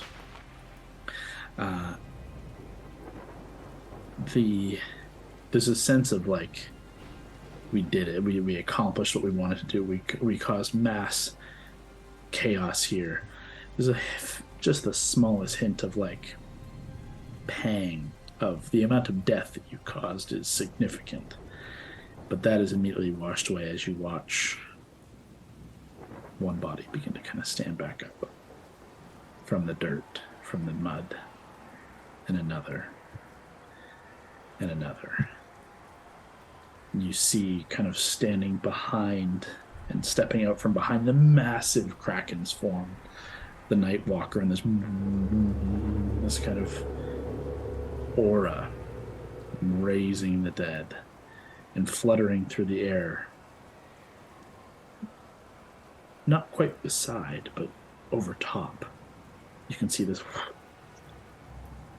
flaring, swirling, blackened robe, all framed in this green energy, cast out, and everything begins to rise. The Kraken's tendrils lift, and you watch as undead beneath begin to pull themselves up, and all begin to amass in very orderly rows as any of the fallen are brought back once more, slowly but surely. In 10 minutes' time, you see nothing more. Just pop out of the vision, put the crystal ball away. Well, the Kraken's dead, and it did a lot, but they're back to you, and they're coming. Could we reanimate the Kraken? Could they reanimate the Kraken is kind of more of my concern. We could get there first. We can get there first. Sure. Beat them Do to it. you have a way to just bring a Kraken back from the dead? Gordo has a spell, I thought. He no longer has a way. That was a Gord a long time ago. We're past the days of Gord shoving skeletons into his bag of holding to bring back later. I assume we're all just gonna sleep in the same room tonight, like you do on, like, you know, like Christmas Eve or something. Yeah, like Except a big it's like huddle. Apocalypse Eve, and I'll just put the pillows in the blanket over my face, hearing this conversation. I will say, the level of which to raise a Kraken may even surpass that of Raymond and the team, but it's not outside of the realm of possibility. Fuck, no ideas for the DM, guys. No ideas. I'm sorry, I didn't think about it until just now. I can only imagine the level you need to beat a Kraken. Pull the blankets off. Everyone go to sleep. Okay? Go to sleep. Have a long day. Well, I mean, admittedly, we'll probably stay up a little later because the whole day kind of needs to be shifted because we need to be up really late the next night. But yes, I do have one quick thing before. At some point during the day, I'll make sure I track down wherever the fuck Alexander is. Mm-hmm. And He's scouting in the ruins primarily. Yeah, probably. You also need to go to fuck to sleep. I'm going to. No, actually, that's totally fair. You need to do the weird fucking meditating shit that elves do. We got a couple hours. And we'll be all right. It's yeah. Every time. Okay. I'm going to give him. I'm going to pull out Mage's Bane. Oh, not Mage's Bane. Timor's Edge. I know you have your own weird blades that are made of fucking nothing that you really like, but it's less for just, you don't actually need to fucking use it, just hold it. It's literally like a lucky sword. And I don't mean this in the bullshit superstitious way. I mean like blessed by goddess of luck. Just like don't die. Just hang on to it. It might help. My best. If you die, I'm going to be so fucking mad at you. So just please stay alive. As you wish. He takes the blade and he kind of holds it reverently and he kind of does a couple of twirls with it. It's a good blade. Served me well for a really fucking long time. You can always offhand the weird blades you're so odd about.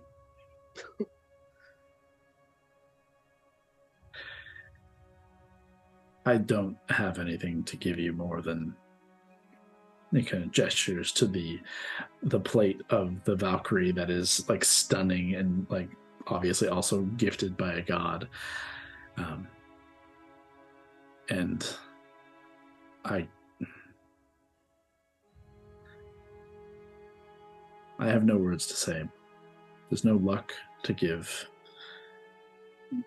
other than you are our best hope. And I mean that fully. You have long been the best of us.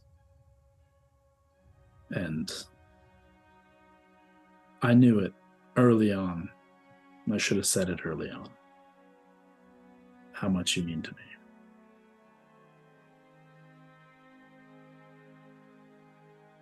It seems foolish. But if not now, when? So I promise not to die. And I hope you will make the same promise. I'll do my fucking best. And just remember, shit tomorrow. You already know it's gonna look bad and then it's gonna look worse and then it's gonna look even worse than that. And I can't fucking tell you. I'm sorry, I can't tell you. But just know when it looks really bad, we're not running. I promise you we're not running.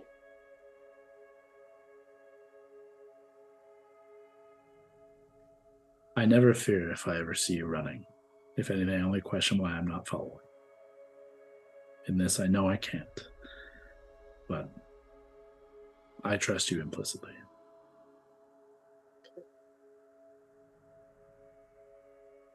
So do the rest of them. Everyone here stands behind you and beside you tomorrow. No fucking pressure. Little pressure. All the pressure. It's fine.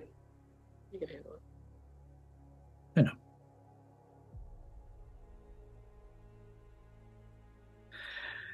Go. You need sleep. Say the same, but you fucking don't need anything. And it's, Biologically. I could just sit nicely for like 4 hours a night. That would be wonderful. It does get lonesome and the lack of dreams is odd. Yeah, But you get used to it. He remains in the ruins in this perpetual guardian kind of roving bastion, just waiting, making sure he knows every detail of this place so that if something turns up weird, he'll be first to know.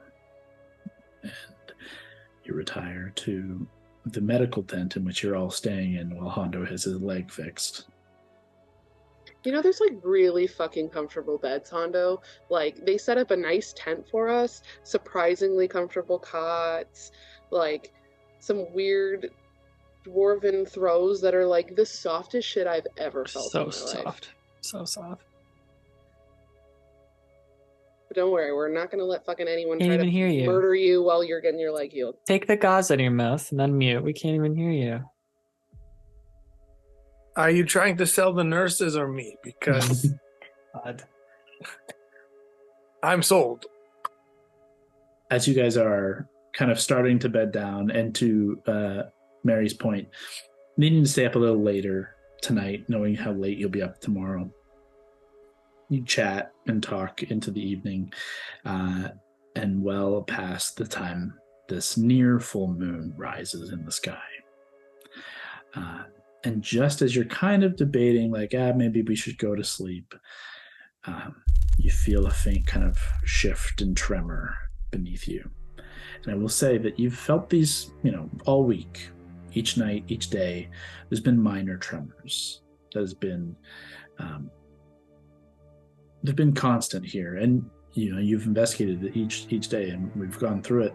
You've seen the tremors are coming from the gate. The gate is growing, and that fissure in the ground is continuing to break and elongate through the ruins from beneath the ground. But this night before, the fateful night, the tremor is bad. It nearly throws you from your bed. It's so bad. And immediately, as you jump to action, you can hear alarm all through the encampment, and you can hear this terrible sound from the ruins. You'll rush out to the edge of the war camp alongside hundreds of other nearby soldiers in various states of armored and bedtime array. And you look down into the ruins, into the base of the crater, and you see at the center, where the gate to reside, a black hole just...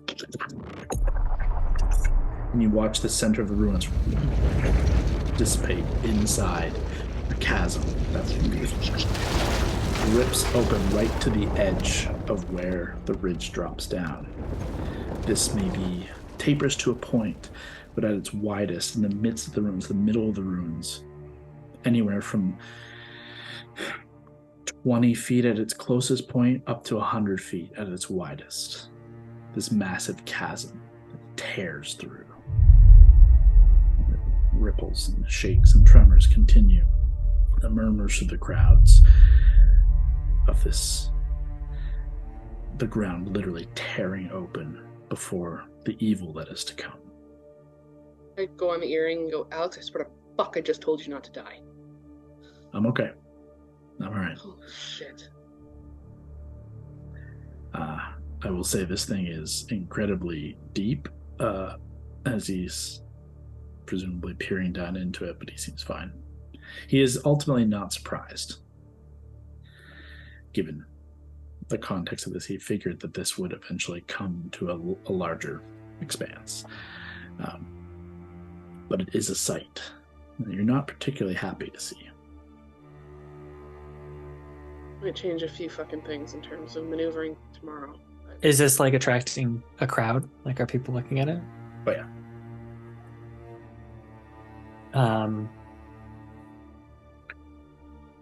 If there's like enough of the people gathered around and I'm feeling like it's going bad.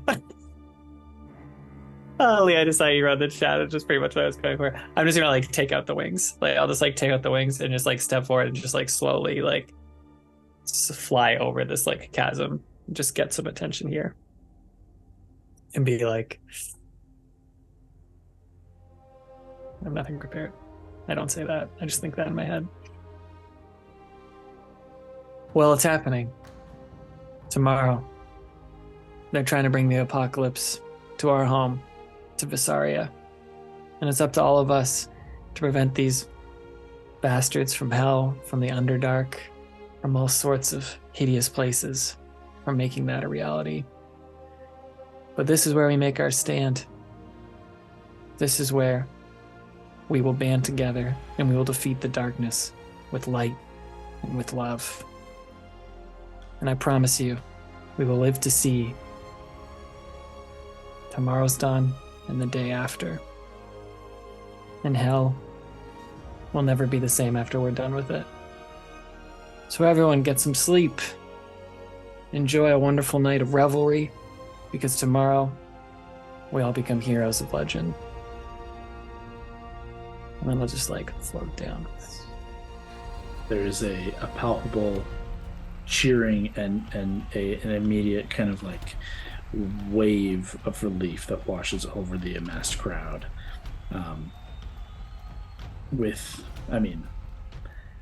All of your presence calming, reassuring words and the presentation. A masquerade, which is, maybe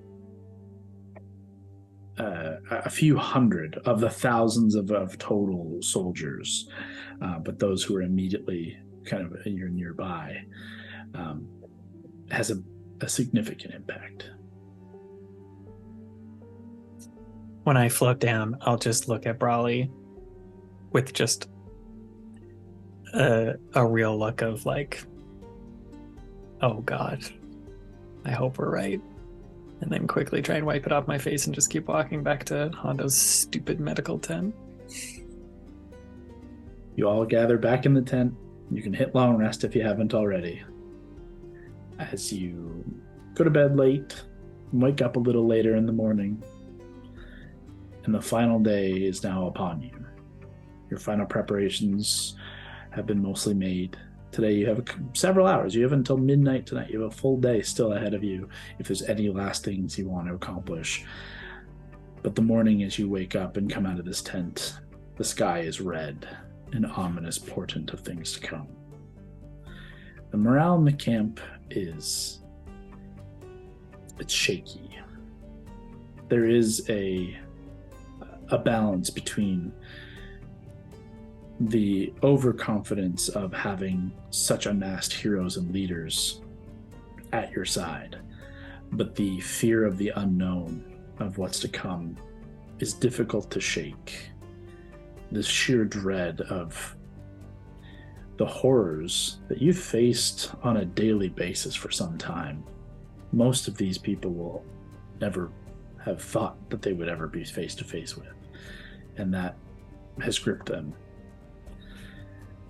But with your speech last night and your general presence as heroes of the realm, wearing the accoutrement of the gods, there's words of reassurance that you don't even need to say.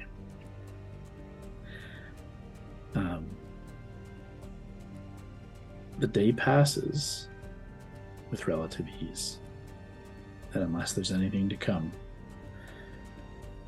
the army's formations begin to set out on the forward first front, a ways away from the camp. I give Arthur Jalazari's Dragon Touch Scepter at some point last night, just if he wants it. Okay, he absolutely takes it. Absolutely. Sick. That sounds dope. Raleigh, Leah put in the chat too, maybe you want to unattune your tattoo into something cooler than disguise self. Like everyone just take a sec right now and look at what your you're attunement. attuned to and make sure that's what you want to be attuned to. Kevin, do you have your fucking Eagle Lord's glove? Like maybe we don't need that today. Oh my God, I hope it's not No, I'm not attuned. attuned to my glove. I'm just Thank attuned to my robe, my gambler's blade, and whisper. Sick. I have... Yeah, what do you got? Shit. Yeah, everyone just say what they're attuned to, just so everyone knows. I have my armor, obviously, affliction, and the shield. I got Warden of the Fae, it's to fire, Aetherius, and the Ion Stone of Fortitude. I'm gonna go. So I have Stormbreaker and Belt of the Tempest already, and I'm gonna go Stormcrag. Fuck yeah. Fuck Yeah. yes. Just go triple storm. Pure Storm, baby, that's it. Yeah. Fuck shit up. I'm so excited. Cool to see Lana montage just of us putting our wreck, shit like on. a billion zombies. That's all Cool I want. montage. I just want Lana to murder so many zombies. Lightning Like style, fucking yeah. like when Thor shows up Yeah. in Infinity War. Endgame? Or the one before? Yeah. Infinity War. Yeah. Yeah, absolutely. You guys are kitted out in near godlike level attire. I get the new fancy armor on Mira so that her hit point or her AC isn't garbage. We're AC shining increases by Keith's 2. horns. Oh, great. Keith had armor from the city of Endora, but he gets the same treatment, so his AC can increase by 2 as well. Sick. Okay. Um, Can Fern get that just so all our mounts look really cute? yeah, for sure. The only problem is if Fern bamps away. Yeah, use all that armor down. I mean, Yeah, that's same with Mira. Mira. Though. Same with Mira. Yeah, it's all good. But My absolutely. I attunements don't know how are useful 2 Mira's going to be in hell staffs anyway. and Yeah, soul what do you got? shades. Soulbreaker chains. Sick, You're going to keep the chains. The other thing is Use staffs. you can increase your staffs, like make sure your charges are full again. You would have done that overnight. I'd like my montage to look like. Do you remember in Batman and Robin when it shows their butt? Yeah, Like that to be highlighted for Gord. absolutely. It's just a lot of cutting to like sword, arm, and then butt, and then cut back to There's something nipples else. on my armor also. The cat nipples. Did he have that before? Specifically, Did his armor have that before? I mean, I a know long Hondo very montage of specifically Gord requested affixing armor. nipples to his armor. Remember when Hondo wanted armor embossed with a middle finger, like someone giving the finger, but the middle finger was a trident? That's his symbol. That's his symbol. It's a That's his trident, but it's a symbol. middle finger. That was so long. Fan art. If anyone wants to draw a trident as a middle finger, fan art. This is a call out. Putting this on TikTok. Don't disappoint TikTok. Just before the sun is about to set, you see a sign of things flying in the sky on the horizon, and to the south. And there's a murmur through the crowd that draws your attention out of wherever you are staying. And you've been in council with the War Council. You've been going over the final plans, and have been presented a new version of the map, which I will add into the chat right now, Oh God. He made updates.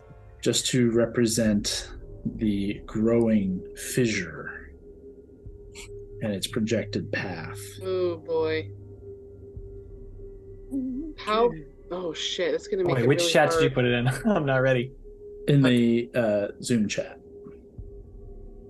Oh wait, there it is. Somebody's site. God. The We need to spread out more than we thought we did. Well, why did it get so scary? Kyle was so nice before, now it's so scary looking. night is Oh, falling. like this. But as you come out of the War Council room with the groups of all the leaders, you can hear the murmur through the crowd as the Griffin Cavalry of Hauerfeld, with their leader Baldora, and of course Lavender, come to make their presence known. They land in.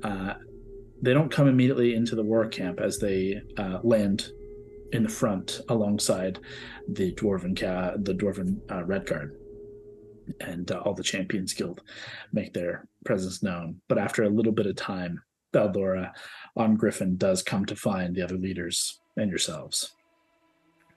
She sees the king, the queen, the elven leadership, but makes a beeline for Alana wherever you are in the crowd. She makes her way to you. I run.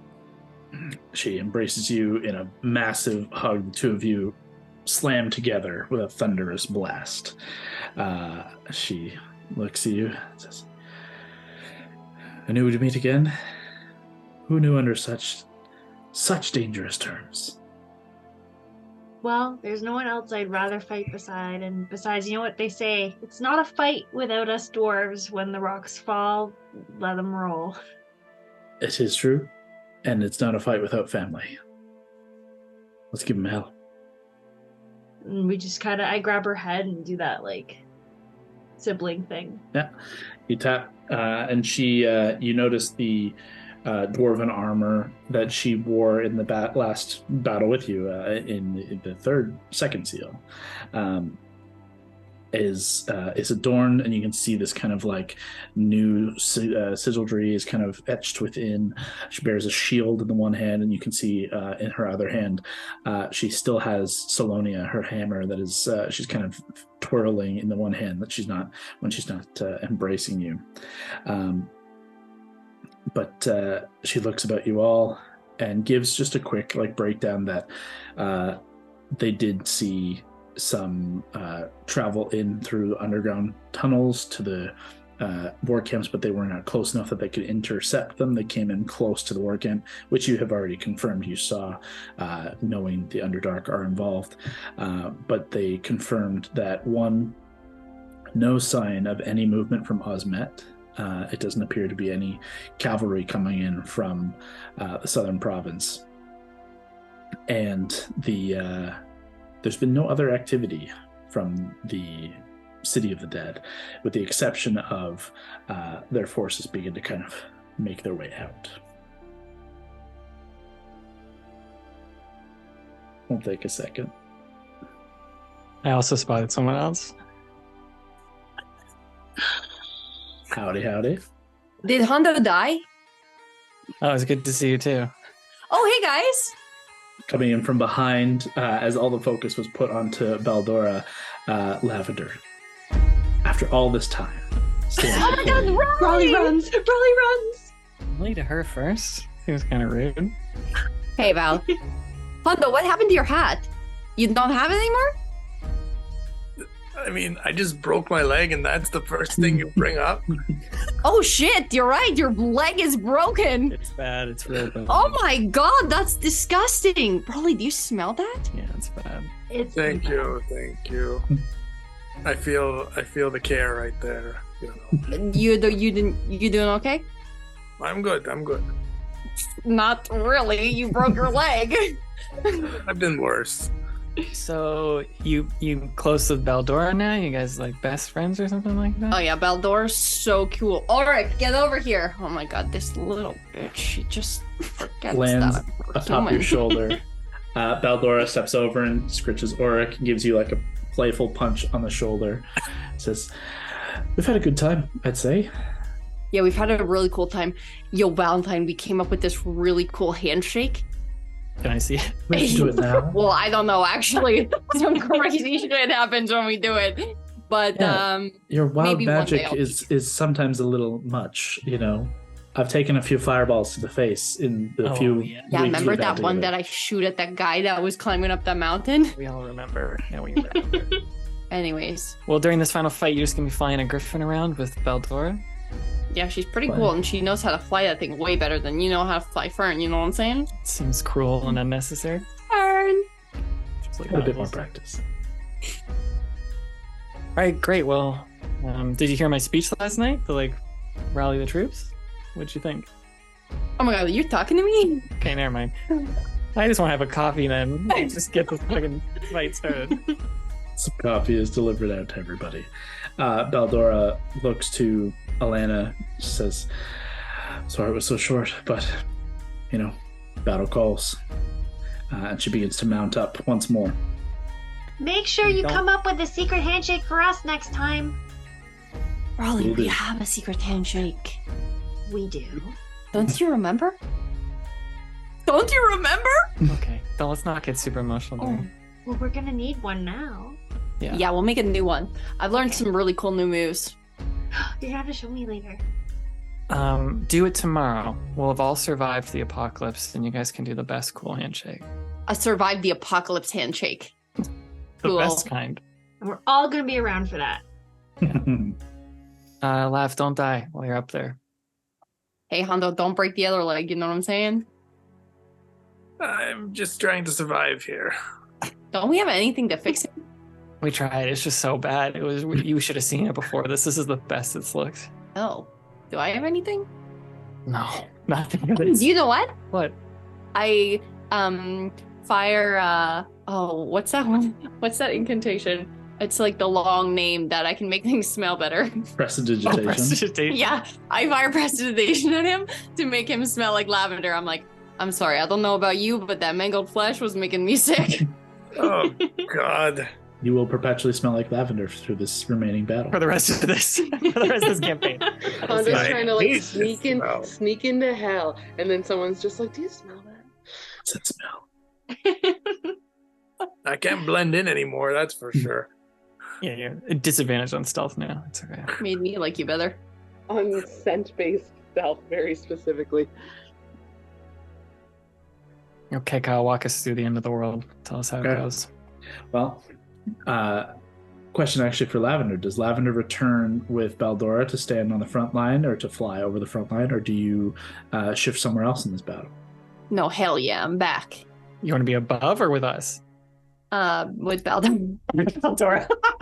It's probably best narratively because we're going to be doing a lot of shit. But I'm with Yeah. Baldora. Easily enough, you also have your own Griffin, who you have grown close with, and who has survived longer than any other mount you've ever had. So that's a good thing. Well, that's true. But the other one were basically horses. They were pretty much on the conveyor belt anyway. Then you had a stag, or what were they? Elk. Oh yeah. Oh, don't What remind did you me. name them? Yeah. Let's keep the vibes good. Yeah.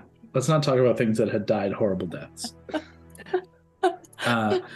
Over the next coming hours, as sun officially sets across the coast, and you're not quite at midnight. You're only just at sunset, and you know that at midnight the seal would break, and whatever is about to happen will occur then. But just before, Malcolm kind of strides across the ridge, very King Theoden style, back and forth in front of the ridgeline, where the Blade Singers and the Valar archers and the Vesarian archers are all kind of intermingled together on this like united front on the front line. The front itself is waves and waves and waves of Vesarian foot soldiers and the Dwarven Red Guard, the Champions Guild, and the various Griffin cavalry are kind of weighted on the ground on the kind of flanks. Cavalry of elk and horses sit onto the left side of the ruins where the Vale forces all collectively gather. You see Green Lord Elisar kind of commanding his troops and gathering the forces there together in a kind of natural commune. They begin to spread. The earth on the left flank begins to fill with grass and reclaim this kind of dirt and evil, unhallowed ground. Try to reclaim it in the short time they have here with life and flowers and natural grass. On the right, the Vesarian cavalry begins to kind of mount up, and they take their positions. The ruins themselves left empty, save one elf who you know to be prowling for anything untoward. The city of Mythandor you know to be hovering over at the beck and call of all of you who have now been telepathically linked. All of the leadership and all the wildcards, all telepathically linked now. Easy enough to call out a name and just send it without issue. But Mythandor floats above, invisibly, shrouded in its illusory kind of cloud over top that blends in with the slowly growing not quite storm, but definitely overcast clouds as the night begins to fall. But Malcolm, finally, before you all, his voice magically amplified by Arthur on the front line. You hear it echoing across the battle. People of Vesaria, the battle before us will challenge your heart in ways no person should endure. I see the fear in your eyes, for it is reflected in my own. In my heart, I know the fear of death. I feel its weight. But I will not yield. I will not yield to those who come to burn what we have built. I will not yield to those who dare claim our lives and the lives of those we love. This night we fight for all people, for the fate of those here and at home, and all generations yet to come. Be damned the weight of death. Fight for the light, to be heroes of a new dawn. By the strength of Haverfeld, our shields will hold firm. By the will of the Vale, our blades will not dull nor our quivers run empty. By the heart of all Arendelle and Exander, our spirit will withstand all our enemy will throw at us. For we fight for the dawn. We fight for our children and friends. We fight for Vesaria herself. Let them come. Let them face their reckoning. And let the shadows of their fleeing and failed be cast by the light of a new day. For one, for all. He lets out a large kind of war cry at the end that is echoed by hundreds, thousands.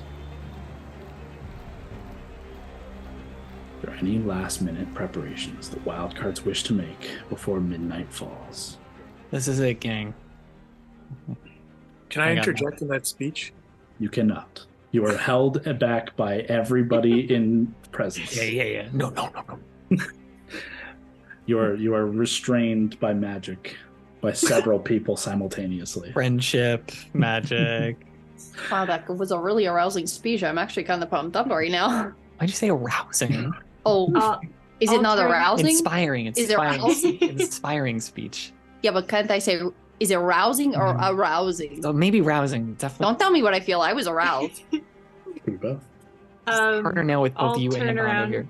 to everyone, like our little group, and she'll just kind of say, I know we're all gonna make it out alive, but this was probably the best adventure I've ever had up until now. So let's keep going. I don't Glad want I it to could be end. here every step of the way. Yeah, it was so good to have you every step of the way here. This Group adventure. hug, guys. Group hug. Let this adventure lead to the next one. And if we win, a town orgy for everyone. Oh. No. Hugs are okay though. Hando, if we win, you can make your own fucking commune and have your whole town orgies as many times as you want. We can take you back to the Feywild and you can just get after it. It's true. Valentine's mom is. She is a married woman. Okay? She's a woman of dignity and Oh, that's respect. still going on.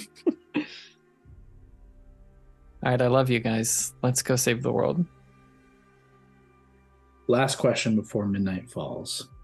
The current positioning for the 6 of you would put Valentine, Hando, and Lavender on the front line over top. Lavender and Baldora together on Griffins. Valentine and Hando were to be kind of similarly keeping over top of the front lines, while Brawley, Gord, and Mary hung back on the ridge with Daisy, Elias, and Arthur. Is that to remain where we start?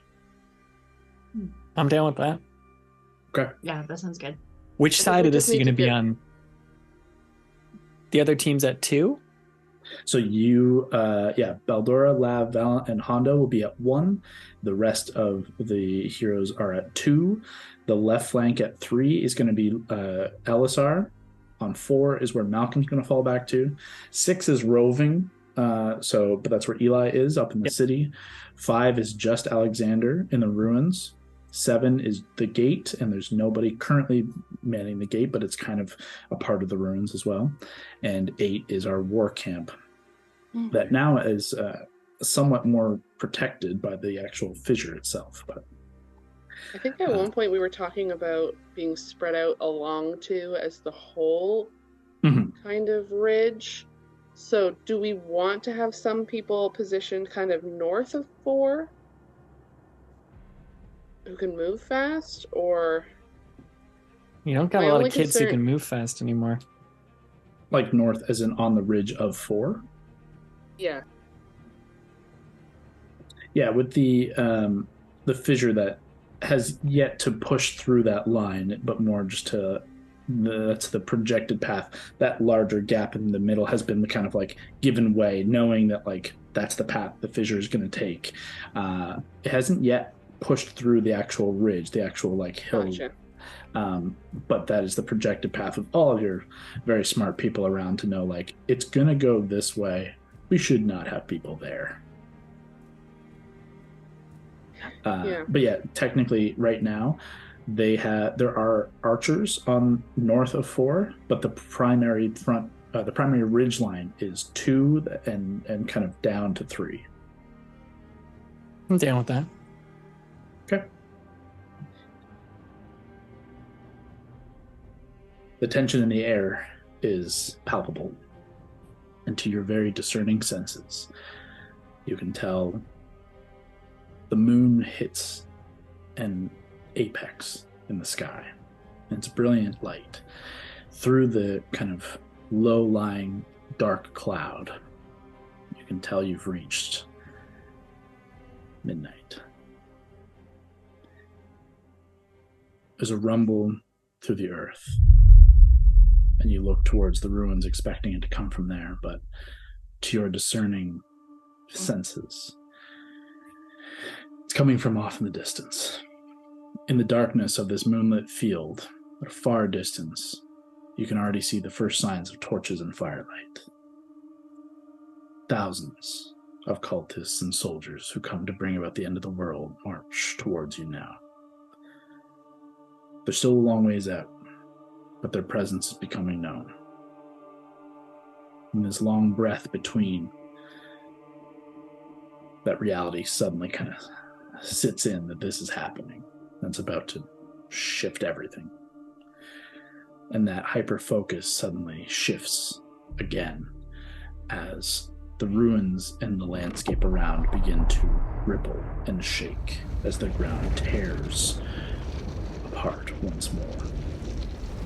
With a screeching wail and simultaneous gurgling sound like a drain being pulled, and the sucking in of the souls of the damned rip through a fiery chasm, the center of the Luna erupts. This gout of fire and stone in the middle of the ruins completely sunders the core of where the lower gate once stood.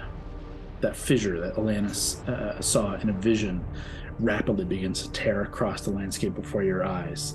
Thankfully, you had seen the vision and already have prepared. None of your soldiers, none of your lines are impacted, but you watch as it bisects the land in this jagged slash of the earth from the center of the ruins.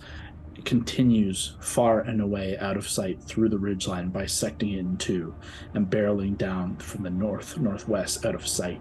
In a matter of seconds, minutes, it's gone. And it expands 80 to 100 feet at its widest point. Some points it gets closer where there are jutting edges that you could reach across within 20 feet. But for the most part, it's a massive void of darkness. Where the dust settles, you look back to the ruins. You now see a monstrous construction of evil stand at its heart. 2 basalt columns rise 100 feet tall before connecting at a pointed arch. Roughly 30 to 40 feet of open air sits between them, and yet you can see, even at a distance, a rippling energy within, like heat waves rising off of rocks under the heat of the Kel summer. And yet you can also see something more to it. To your discerning eyes, these odd ripples, you swear you can see shadows of shapes form that roar in devilish faces, screaming, impish creatures. In this sinking sensation, you know midnight to have fallen, the Keeper's scythe claimed by the enemy, and the 4th seal has broken. The Hellgate has been reforged.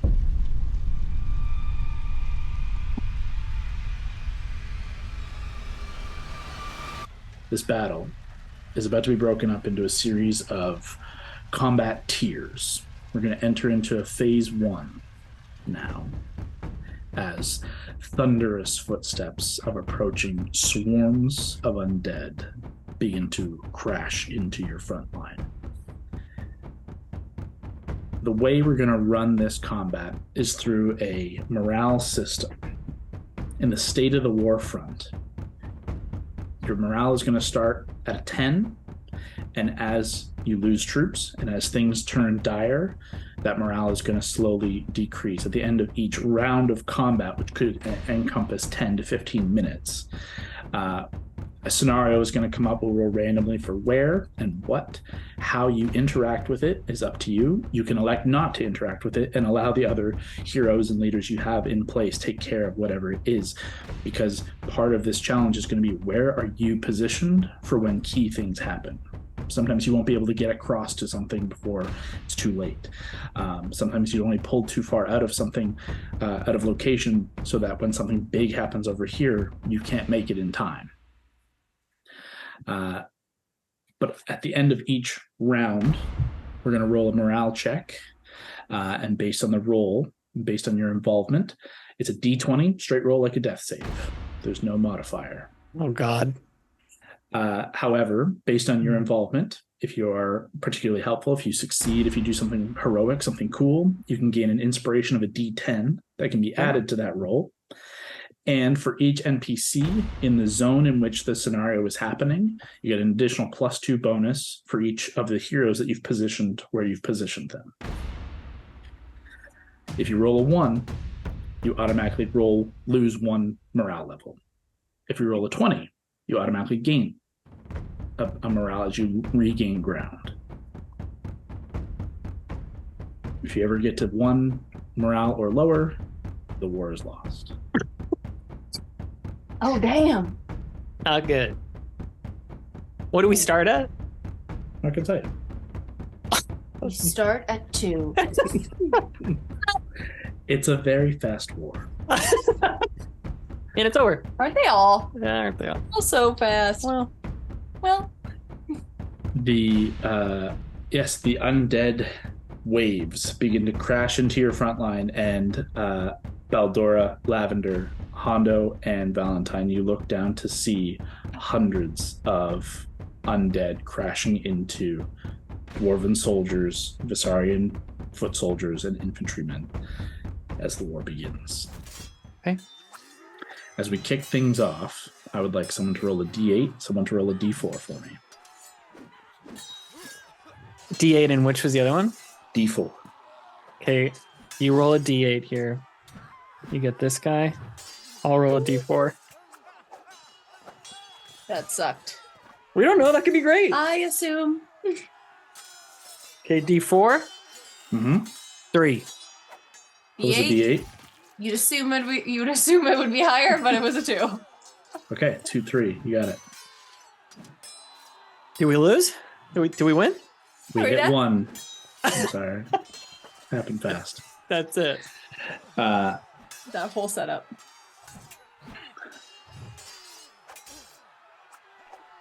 The overview, those of you flying over top of the front line, the 4 I mentioned earlier, you watch as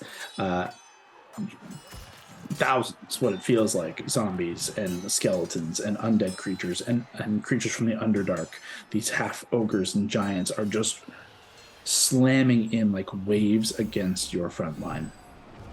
For 10, 15, 20, 30 minutes, things just continuously are battling. From afar on the ridgeline, Brawley, Gord, Mary, arrows are being loosed as far as they can. Only for the elven archers can they reach the furthest or the closest enemies, just given the positioning. The Vesarian archers and the blade singer's range is not quite going to impact anything yet, just as things are just kicking off. But everyone has got that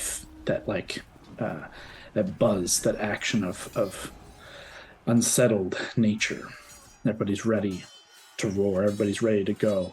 The energy is palpable. And suddenly, Mary, Gord, Brawley, as you guys are waiting for something to shift, something to change, a half hour into this, night has fallen, faint rain begins to fall. Go ahead and make, all 3 of you who I mentioned, make a perception check for me. Mary Gord Brawley. Mary, Gord, Brawley. The off-camera crew. That's right. Ooh, natural 20. Nice. Hey, that's way better than my 16. 18. Okay. Pretty good rolls. Pretty good. Mary and Gord, you guys are just too fixated on the combat ahead, keeping an eye on your allies up in the sky as things are occurring over top. And actually, just for the moment, as Gord or as Hondo and Val, you guys are over top of this. Is there anything you're doing as this is happening, or are you just keeping vigil? I'd say like keeping vigil, like perhaps firing down an Eldritch Blast, like when there's an opportunity, but nothing too extensive, I think. What about you, Hondo? I might use. Sorry, let me just quickly check what it's called. I might just use Mage Hand, to like punch a few like devils and stuff out of the way. Just like. Sure. I'd say you can just be shoving and pushing the undead and skeletons are pushovers anyways, but you're able to just kind of keep volley in line with everybody else. but not for both of you. You have incredibly high passive perceptions, investigations. You don't see any sign of anything big coming. Hellfire engines, no Nightwalker yet, no Raymond, Egoth, any of that. Like, you're just seeing the very first kind of infantry of undead. Though you do notice many of them are the undead that you're used to in the City of the Dead, these very old, mostly elven figures. But you're seeing a bunch of armored Eldrazi and Revenant Vow, clearly undead, but more recently also in the mix. Back on the ridge, though, Mary and Gord, nothing seems to catch your eye. But Alana, for whatever reason, your battle senses are heightened, and you catch like a breeze whips past on the ridge, and something about it just trips a warning. That danger sense that you have for when something's about to go sideways, you catch something in that breeze, something not right. And you start to get, perked up to look around, and you look on the ridge, and where, Daisy and Elias are standing, and they're just kind of they're calling for the archers to volley. Arthur's kind of with the other blade singers as they're going over how the distances of their magic. You watch Arthur sort of stop for the moment and begin to walk towards Daisy and Elias. And you watch as he kind of goes to speak with them. He looks up, and through the two of them in front of you, he's on the other side. You can see something in his eyes. Not right. They're not his own. And you watch as he begins to summon something. Magic is becoming from his fingers, and you watch this icy blast as a massive wall of ice he begins to summon on top of Daisy, Elias, Brawley, Gord, and Mary. What the fuck is happening? How close is he? You don't catch this before. Alana does. You're seeing if there's a deck save or what it is. Let's see. Oh my god. Yeah, deck save for all of you. Allie, you have advantage. Brawley, Gord, Mary. Brawley, Gord, Mary. Allie has advantage. Jesus. Daisy 23. And Elias. 23 is a success. Nice. Oh, I only got 14. With advantage? Yeah. Okay. I rolled a 3 as well. That is going to fail, unfortunately. Daisy and Elias. Daisy succeeds. Elias fails. Gord? Sorry, what perception? Nope, this is a dexterity saving throw, please. Oh, fuck.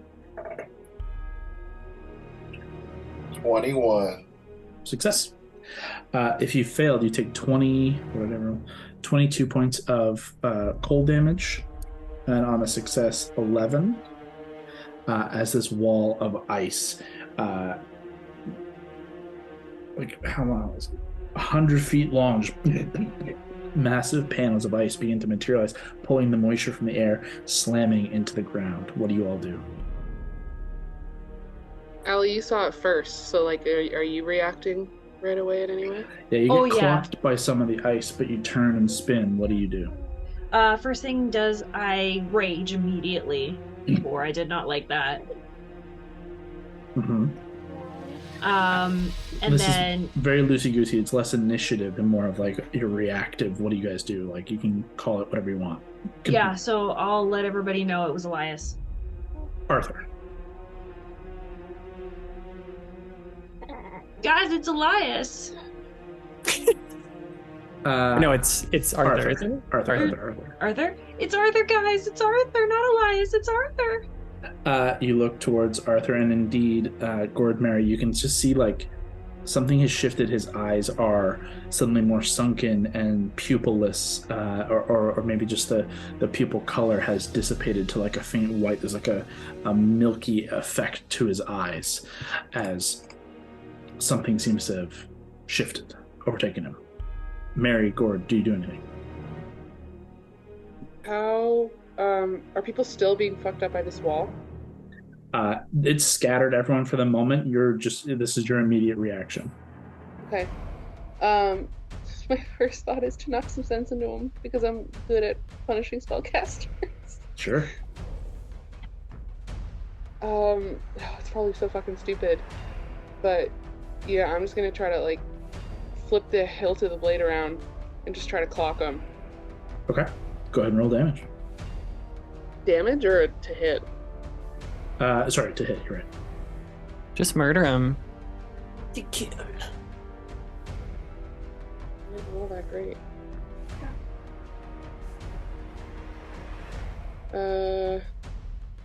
19. 19 hits. Okay. You watch as you like clock him hard. Go ahead and roll damage, but it will consider it non-lethal. Yeah. And if he has to, I don't know if this is concentration. If he does, he has to make it with disadvantage. Because of his Mage Slayer. concentration. Yep. Disadvantage con save. I'm only doing this with one hand, so it's not like the wall. damage. As you just like clock him with the blade, you watch the wall shatter and fall into bits of chunks of ice, and 13 damage, which isn't even that high. 13, Good though. that's okay.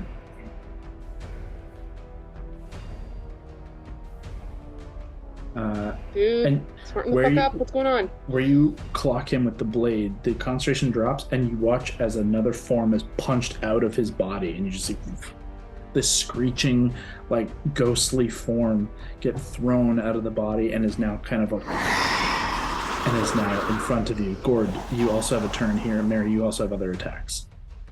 Kill the ghost. Yeah, Ghost fuck up the busted. ghost.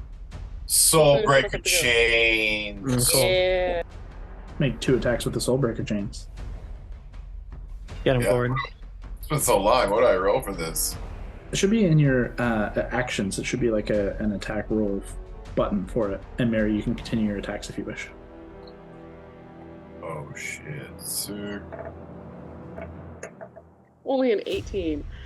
It's a I'm ghost. rolling three on the 26. dice. You Okay. both hit. Absolutely. Roll damage. Switching to 2 hands for this motherfucker. 5. Okay. You have a second attack, Gord. Go ahead and just roll that. 9. That one does not hit, unfortunately. Do I get sneak on a ghost? No.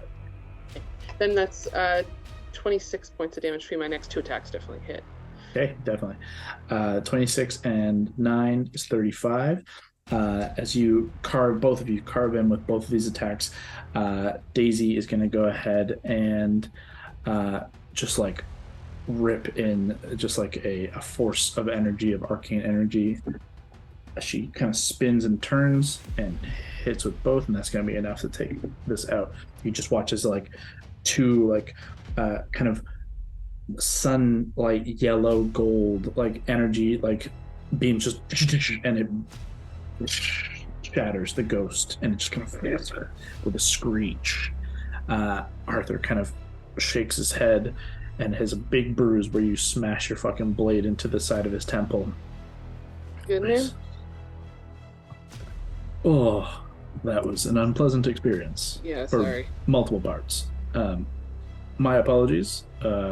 Let's be aware of ghosts now as well in this battle. Great. But for the time, seems to have calmed. Pretty good job, guys. Real quick resolution was great. Quick resolution. Go ahead, one of the 3 of you, and roll a d20.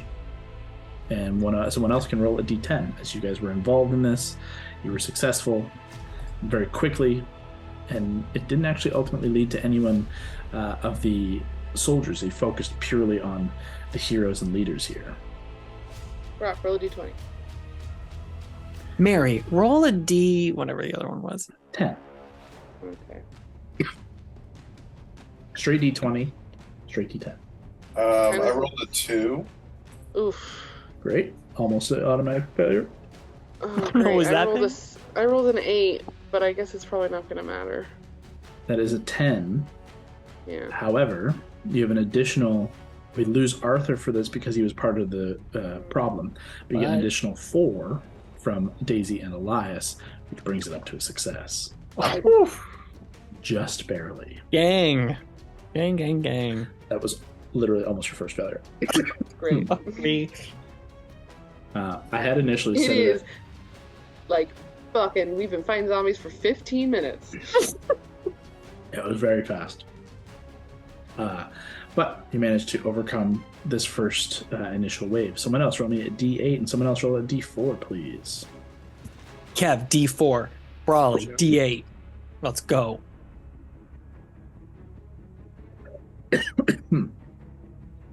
Ooh, that's an 8. An 8. Sick. These ones, I'm like, I have no idea what's good or bad. Okay. 3. Guys, I'm pretty sure the D8 is the number on the map. Oh, you Right, think? isn't there 8 No, things? no way. You guys watch Hondo and Valentine. You guys watch as there's like a shift, a move within the front lines, and almost like a steamrolling ball of these undead are just not even trying to like attack, but they're just at like full sprinter zombie. Like bulky sprinter zombies are just barreling through and creating a huge line. They push through the front and begin to careen around the side, leaping down the ridge, and are like getting shot at with arrows. And but only it's kind of like the Legolas bring him down. They're taking hits, but they're not going down, and they're barreling through towards the war camp. They're coming across the ridge. They leap over the chasm in one of these sections that they can leap, and they're going towards the war camp. Hando and Valentine, you guys are the first to see, but technically those of you on the ridge would also see them crossing across the front towards the war camp. What do you all do? Could Hondo and I try and kite them from above as they're going? And could Absolutely. we also tell maybe Malcolm, because they're on the 4 ridge, right? Mm-hmm. Could we say maybe make a defensive position to like pincer them before they get to 8? Absolutely. This is going to be a deal as much damage to the swarm before they make it to the war camp. If they get inside the war camp, if even one of them is alive when they reach the war camp, they will spread within the war camp, and there will be devastation, losses in the war camp as their blood-frenzied swarm will tear through the civilians and the those who don't have any defenses inside the war camp. Okay, sure. Okay. Hondo and Valentine. So actually, this is also a question. Hondo, are you riding the carpet or are you riding behind Val on Fern? I guess the carpet. Okay. We So had this discussion though. You know, the carpet's really slow. carpet speed is 40. So I think Fern's that's why we fee is said 90. maybe it'd be worth it to stay on Fern for now. Okay, I don't And then mind. maybe like snag you a griffin or something later if someone's owner dies. You mentally call out to Malcolm to warn him to come up. I'm going to roll, see how fast they can move, see if they will intercept, and what point they will intercept. Oh God. Okay. The two of you are the closest, so we'll keep it with you guys. What are you guys doing? First, I'll I'll- rush Fern over, and then Hondo, why don't you go first? I'll try and use my mage hand to punch. Mage the hand will wall. not do it. Mage hand will not do it. Oh, do you mean the big hand, or do you mean your tiny can push 10 feet mage hand? Let's use the big hand. Okay, sick. Yeah. That's a one-time use. So as long as you know that, you get to use it once for 10 minutes. For Which will one be day. just for this. Fuck yeah. Okay. Slap him around. What I will need from you is a charisma check first, because it's a spell that it's on your list, but it's of a level you can't cast. So straight charisma check. D20 plus charisma. 16 Nice, buddy. Nice. plus 3. charisma check. Yes. And technically, it's a check, so you would add half your proficiency as well as a bard. So, be plus 6, I think. Regardless, that's plenty enough to, as you pull out the scroll on the back of Fern, as Val, you begin to pull Fern over top, already summoning up kind of Eldritch Blast to throw down. Hando, you summon the arcane hand. You summon Bigby's hand, and you can summon it. What do you do with it? It's a massive arcane hand made of force, and you see this just like swarm of. It's too difficult. They're too intermingled to detect how many are there. But what do you do with them? So I'm gonna sweep it. I'm gonna go doom, and then I'm gonna. Whoosh. Okay. Then you have two choices with the hand. Do you want to do a forceful hit and just like deal damage to them, or do you want to try and like act as like a barrier to push them back? Push them back first, at least. So it won't deal damage. It'll just hold them. It'll hold them back in terms of like them being able to like get forward faster, which would give Malcolm time to like ride up as the cavalry. Actually, you know what? Let's give some damage. Actually, let's crush them first. Maybe that might lessen the load a bit. So you That's can still fun. do the same motion of it, but it's just gonna be a fist that just punches through backwards into the like swarm. So go ahead and roll a spell attack roll. So D20 plus your spell attack roll. Okay, so D20 roll is a 16. And Val, if there's anything you want to do, if you're just firing off Eldritch Blast, you can go ahead and just. Can roll Lavender your- do something here? Yeah, absolutely. Lavender's there as well. What is spell attack? It should be on the top of your spell pages, but it's should be your proficiency plus your charisma. So 9 plus 9 plus. So 25. Yeah, you definitely hit. Go ahead and roll 4d8. Lav, what are you doing? Hey Hondo, I gotta show you this new game that I made up. It's called Fire Bowling. Check this out. I conjure up a really big fireball and I go to like bowl it at them. You got it. You just kind of. First things first, wild magic surge, obviously. Oh, no. Cool. Okay. Ooh. Here you go. I hope it's a big one. With Ooh, balls 18. comes great responsibility. Fuck me. That would have been real stressful. That would have been fun. What level do you cast fireball at? Just base? Base is 3. You can go up more. This is a long fight, though. You can do whatever you want. I'll go 4. I don't want them to make it to the camp. You got it. Great. Go ahead and roll 9d6 fire damage. You can put it And in a Kev, what was your roll? My on roll 4d8? was 16. Beauty. With Hondo's clenched fist of Bigby's hand, slams into them and like scatters a couple back into the chasm as Lavender hurls a fireball down behind, dealing. A. Click that. Yeah. This This one. Yeah. Did it work? Let's see what it is. Some Oh, so many 8s. ones. Some So many 1s. That one's still spinning. Oh. 31. 31. Okay, great. So That was like 47 3 points. ones. No, a couple 4 3s. ones. That sucks. Sucks. Valentine, anything from you? Just in classic like sibling rivalry, I will also fireball, but it'll just be a level 3. You got it. Go ahead and roll 8d6.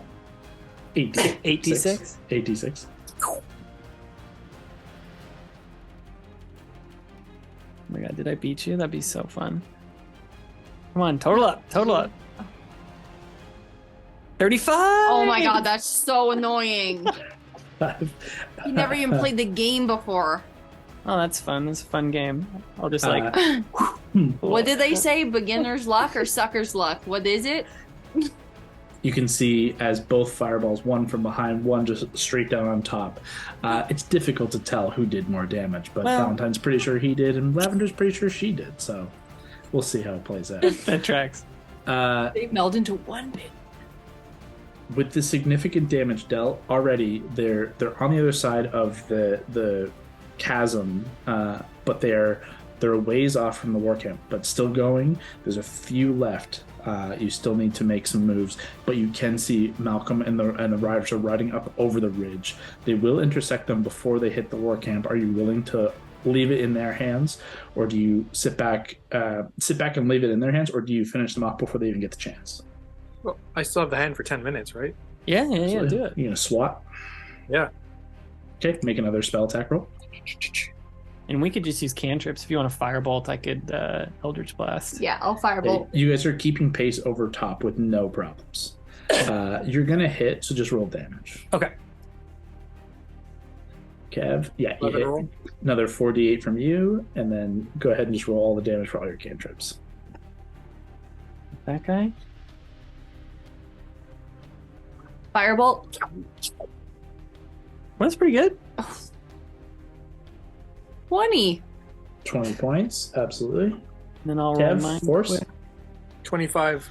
25. Wow, I do 4 Eldritch Blast beams now. That's sick. Hey, you're 18th level, babe. 2. Oh, damn. That was damn. So 15 for the first one. Yeah, it's so slow tonight. 15 for the second Wow, one. 30. 10 for the third 40. one. And wow, max Ooh, 15 for the 55. fourth one. It's pretty dope. With your last kind of round here, just as the cavalry is like about to kind of crest over the ridge and ride towards, they start riding, but there's nothing left to ride to, as you have utterly obliterated the last one, and there's nothing left. It's like Valentine's, like Eldritch Blast, just pummeling a corpse into the earth more. And more. Hondo, what does your hand look like? It is a hand, but like, what color is it? What's the shape of it? It's a pink hand. Okay, great. Classic arcane. A very generous proportions. Sure. You know what they say. It's just exploding around. Beautiful. Okay. With your performance, with your 3 of you involved, and with utterly decimating these things before they even think about getting to the war camp, you successfully get your inspiration. So one of you can roll a d20, one of you can roll a d10 for this morale check. Do you want to roll D20 left? Mhm. Hondo, you want to do D10? Yep. Nice. 15. 15. 6. Morale, yes. 21, absolutely. You feel the kind of energy pick up watching you guys kind of follow over this like potentially deadly force going towards the war camp. Going towards the war camp is like cardinal sin, and you guys fucking obliterate it to the point where like it scares anybody else away and brings some like revelry to the troops. Success in that. The Warfront is maintaining position. No, like there are losses, but they certainly favor your side. Can we start to fly back? Just like Absolutely.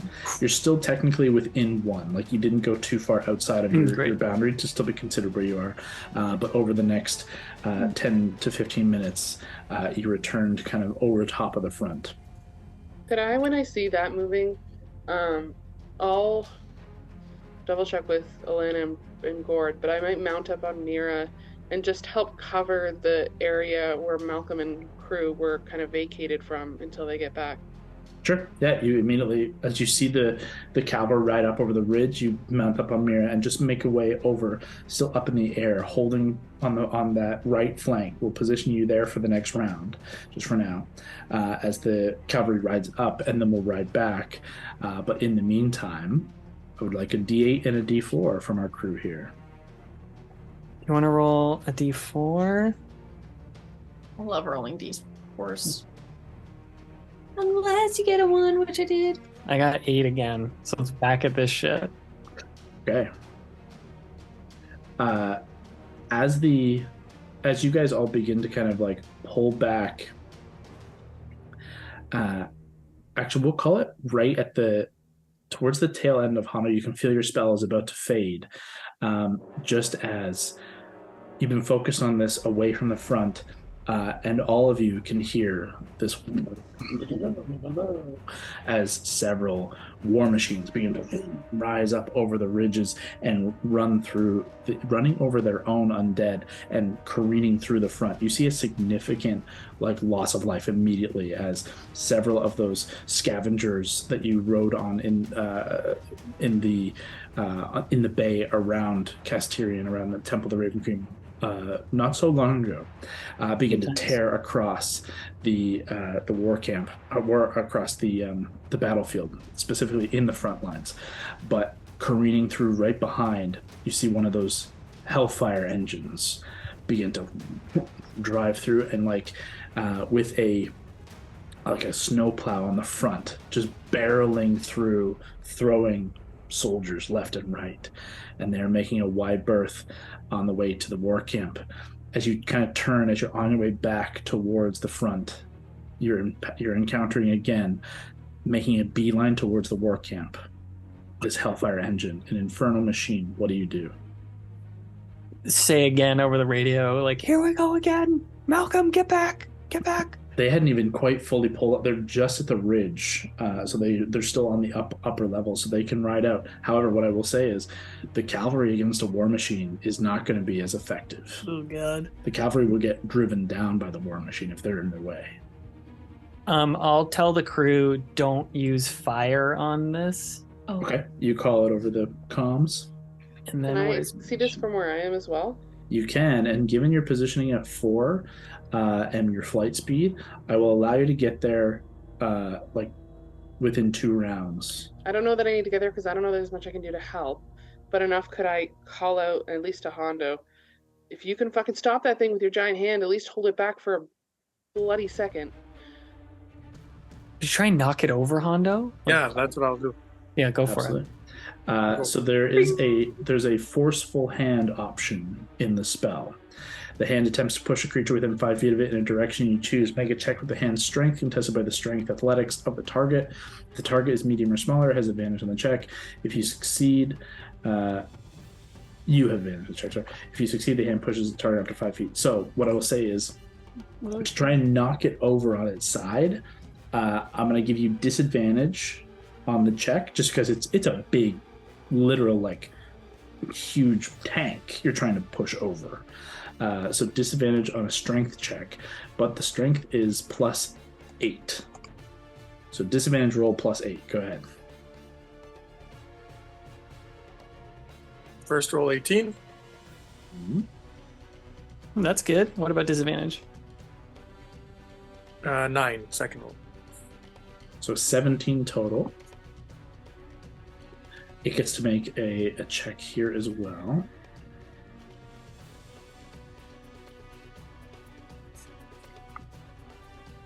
Come back. Okay. It was a 19. Fuck. So you push at it and you watch as the hand lifts it up onto it's kind of on rollers more than wheels, like a steamroller, one in the front, one in the back. And so I'll say you slow it down for sure. You push it up onto its side and you slow it down, but it doesn't fully tip and it doesn't fully stop. It's like digging into the earth as it's making its way across. That is Hondo. We've got Lav and Valentine in the active moment here. I think I would just try and Eldritch Blast it to see how bad it is to start. Okay, go ahead. Roll an attack for your Eldritch Blasts. I don't know if you want to look here. Well, Lav looks through the spells. You want me to roll attacks for each of them? For this one, yes. This one is a more heavily armored target than your normal. And I will point out, this is the same thing that Honda was breathing acid on. It's a hardy machine. Oh, good. Okay, so my lowest was a 14. 14 misses. And then what about 15? Misses. And then I got a little 24. Yes. And a fucking 2. Shit. So a bunch of those are bad. And then just roll damage. More aptly, they all hit. It's a massive target, but it's not dealing enough damage to get through the armored plating, this infernal plate that is all around this machine, which has tons of these little spouts that is spewing steam and fire. And you can see the front, just over top of this kind of snowplow front, this roaring furnace with a devilish face that is breathing fire before it. Face of a devil with horns out top, as it's got these rollers that is pushing against the arcane hand that has slowed it down. And 8 damage to it. You got it. Lavender, what do you do? Oh god, I feel like I've just got fire things. Like a lot of them. I was thinking, like, should I do that in front of there, or will it just barrel through it? You could try and do that. That's kind of cool. So I'm gonna try laying like a wall of stone in front of it, but I feel like I have to be there for No, you can do 120 feet. So that could work. Okay, I'm gonna throw a wall of stone along that edge of the Oh yeah, on the map. like on the map, like basically like along the edge of the camp.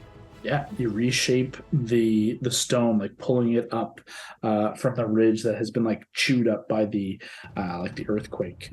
Sorry, you want to put it around the war camp to like added protection. Yeah. So it could be there. So you could do it here to try and stop them if you want. Because it's not. Isn't it going towards the war camp? But I don't think it is. It over this chasm yet? Not yet. It's You can do it there if you want. it's just about to cross over on the next kind of round. You can do it there, or you could fly over here and do it there. Mary's here. There's Mhm. people here, so you could try and stop it there, or you could like fortify this for the future. It's totally up to you. You could do that after. Yeah, once it's up for 10 minutes, isn't it just up? So even if it like doesn't end up getting hit this As round, long as she like, it maintains helps for the next concentration for thing. 10 minutes. So you can do it a bunch of places. I think it would be smart to do it on the chasm, but I think my thought process is like to put it around the camp, and I feel like there's a better opportunity for it to be up long enough that it'll stay. That's fair. Yeah. So I'm gonna do it around the camp. So what I'm going to say is, based on where you guys were at before, to get within the 120-foot range, you're not going to get there yet. You'll have to spend another round or two to fly closer. With that in mind, though, you'll be there well ahead of the machine. The machine still has to cross the chasm. You're faster on the Griffin, but what I'm going to say is you're going to break away from Val and Hondo while you go and focus on that. And That sounds spooky scary. Do you know how to break away? So I think I'm gonna stay with everyone. Great show, DM. And I'm gonna put it in front of the chasm. You got it. No problem. You guys are right there. So easy enough. You just redirect the stone. A reminder from- to everyone, these are sparkly purple blocks. These are not stones. You take the stone that is there and give it a lavender flare as it rises up as a barrier wall, this 100-foot long wall that is going to heavily impact this engine from careening through to the other side. And I will point out, it has to get to the war camp. There's a chasm between. There's no other way around it, and the chasm extends well past the battlefield. So that is going to put a very, very big barrier between, or something that's going to try and just blast through, and we'll see what happens. Put it on the other side of the chasm, so it tries to ramp over, and then it hits the wall, and then falls into the chasm, Super Mario style. Good idea. Little backboard action. What I will say is, as it kind of has some range that it can hit all of you, you watch it on its side as Hondo's like forceful hand is trying to push it over. You watch a cannon on its side fire something up in your direction. I'd like all three of you to make dexterity saving throws. Okay. And I would also like your mounts to make those saves. Oh no. Oh. Great. Okay, that was for me. Lavender, your Griffin has a dexterity of 2 2. plus 2 Roll this first for your Griffin. and 60 Okay, great. hit points. Roll this for you. Okay, that's better. Okay, good. Griffin, 2. Fails. Plus 2, 4. Me, 18. Plus Yeah, plus 4, so you got 22. 20. You succeed. And then I got 20, and then let me just roll Fern. You just Fern. succeed. Fern's dex is plus 3. Ooh, he got 21. He succeeds. Hondo, Rolled a 7 plus 12, 19. that's a failure, unfortunately. However, even on a failure, you have evasion, so you are treated with a success. So, keeping in mind for your Griffin, Lavender, Griffin has AC 12, 60 hit points, and I'll call out the saves as you need them because it's going to lose some hit points here. Which means also, if your mounts ever lose all their hit points, you will drop. Yeah, Fly! you might need that later. You all saved, so you all take half damage with the exception of the Griffin. Or Griffin. Which is going to be, is it a 6 or a 9? 9.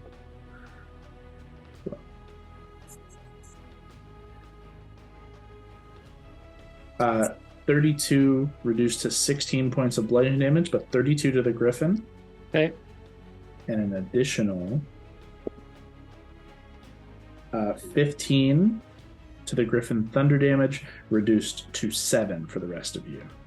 As this cannon shot fires right in between the two of your flying mounts that you're kind of keeping together and detonates with a thunderous wave that threatens to throw you off of your mounts, but you manage to cling on. As we come back to what you guys do. What was the first type of damage? Bludgeoning. Okay. It was like a wave of like pain. 23. So we all took 23. Great. Except the Griffin, who's at 47 out of 60. So he's feeling not sharp. He's Well, not. he should be worse than that. Yeah, because it's The first damage was 32 31. and 15. Yeah, so he's at. Sorry, I was He doing. took 47. Yeah, I was doing the opposite. Yeah. I was totaling up. It's 13 health. He's not feeling great. We come back to the three of you, and I want to come back to those of you on the ridge. If you want to be involved, you're like a round out, so if you wanted to get involved, you could. And Mary as well. Mary, were you hanging back at 4, or did you want to fly over? I don't think we should all go because I'm concerned about leaving. I'm just going to try to keep an eye out from the top, and if I keep perception wide open and just see if anything's changing and try to be the person who gets messages out. Okay, you're keeping an eye and keeping everyone aware. Do you call Malcolm back or keep him in line? Because currently nothing has shifted for him. He's still holding in front of the war camp and now can't see the machine with the wall of stone. Right, so the machine's still on its way. How much time do we, if it was to not be hindered? Hondo bought another round, so it's going to have 2 rounds before it has to clear the gap. But you're saying likely it's just going to barrel over horses. They're not going to really do shit. Oh, against the cavalry, it would not impede them, but they, in theory, could get on the sides of it and like start attacking it, but it will do significant losses to the cavalry. Like, they're not at an advantage being on mounted cavalry. Yeah. These guys are advantage flying. I would probably try to get that across in terms of holding the line is not going to work against this fucking thing. So we might need to flank it, or if anyone has range. Okay. That's going to bring us back to the 3 flyers. What are we doing? Okay, Lavender said to me she's just going to fly. That scared her because her griffin's basically almost dead. She's going to fly to 8 and just do her previous plan of trying to New wall of stone. Fortify it a little more with pink stuff. Easily enough. We will position Lavender there until otherwise noticed. Perfect. So she'll be there in like 2 or 3 rounds, but easy enough to do unless this Hellfire engine gets across. So now, only Hondo and Valentine. What are you guys doing? Anna, do you want to try your hand thing again while I try and figure out what to do next? Or whatever you were going to do. Nope. Let's use the hand. Okay. You're going to try and push it again? Yep. Okay. Fist of freedom. Go ahead and roll Fist of freedom. a d20 plus 8. D20 plus 8. At disadvantage, sorry, again, just because its size is huge. Yep. Alright, so first roll, 18. Okay. Nice. Second roll, Come on, baby. 7. Ah, fuck. So a 15 for you. It rolled a natural 18. Oh, damn. So I would say it pushes back, and I know Val, you're about to do something, but it's going to use its action to attack the hand itself. So its action is going to be used up attacking the hand with the Bone Melter spray. And that Melter spray? Yeah. God. That is going to deal some damage to your hand, and your hand has hit points. They're listed in the spell. Which don't know how much it is. I Arcane threw the spell in hand. the chat, Kevin. If you haven't already opened it. AC Oh. 20. Oh, hit points equal to your hit point maximum. Sick. Pretty sick. So it's honestly, I don't think there's any point in rolling this because ultimately the spell's going to fade before it's actually going to get destroyed. But I'll roll it anyways just for fun. 18, 22, 32 points of damage dealt to it. Not insignificant. However, it just like coats your arcane hand in like napalm. That is just slowly like sizzling away at the arcana of it, but it's focused on that, and it manages to like kind of push it away, so it is no longer impeding its journey, and it gets one round closer to trying to clear the chasm, trying to break through the wall. Valentine. So is this the one that Hando beat up before? Like this one looks ragged? Make a perception check for me. Sure. 15 plus 12 is, come on, math, 27. No, this one actually looks in whole, intact. Okay. And you actually remember in the scry, you saw the Kraken had tore one of them in half. Can I try, you tell me if there's shenanigans, can I try and aim all 4 shots at like an axle? Like, can I just be trying to like keep hitting the same thing, like trying to destroy a wheel or something? For sure. The AC is going to get a bonus, obviously. Higher? So it's Cool. going to be harder to hit. But the total HP is going to be a lot smaller to try and hit a singular part to like break an element to stop it from moving. So I'm going to give it a +5 to the AC because it's a really small target. Yep. But dealing damage to it will probably impede its driving. So go ahead and roll your 4 shots. The first one, 23. Just hits. That's the AC.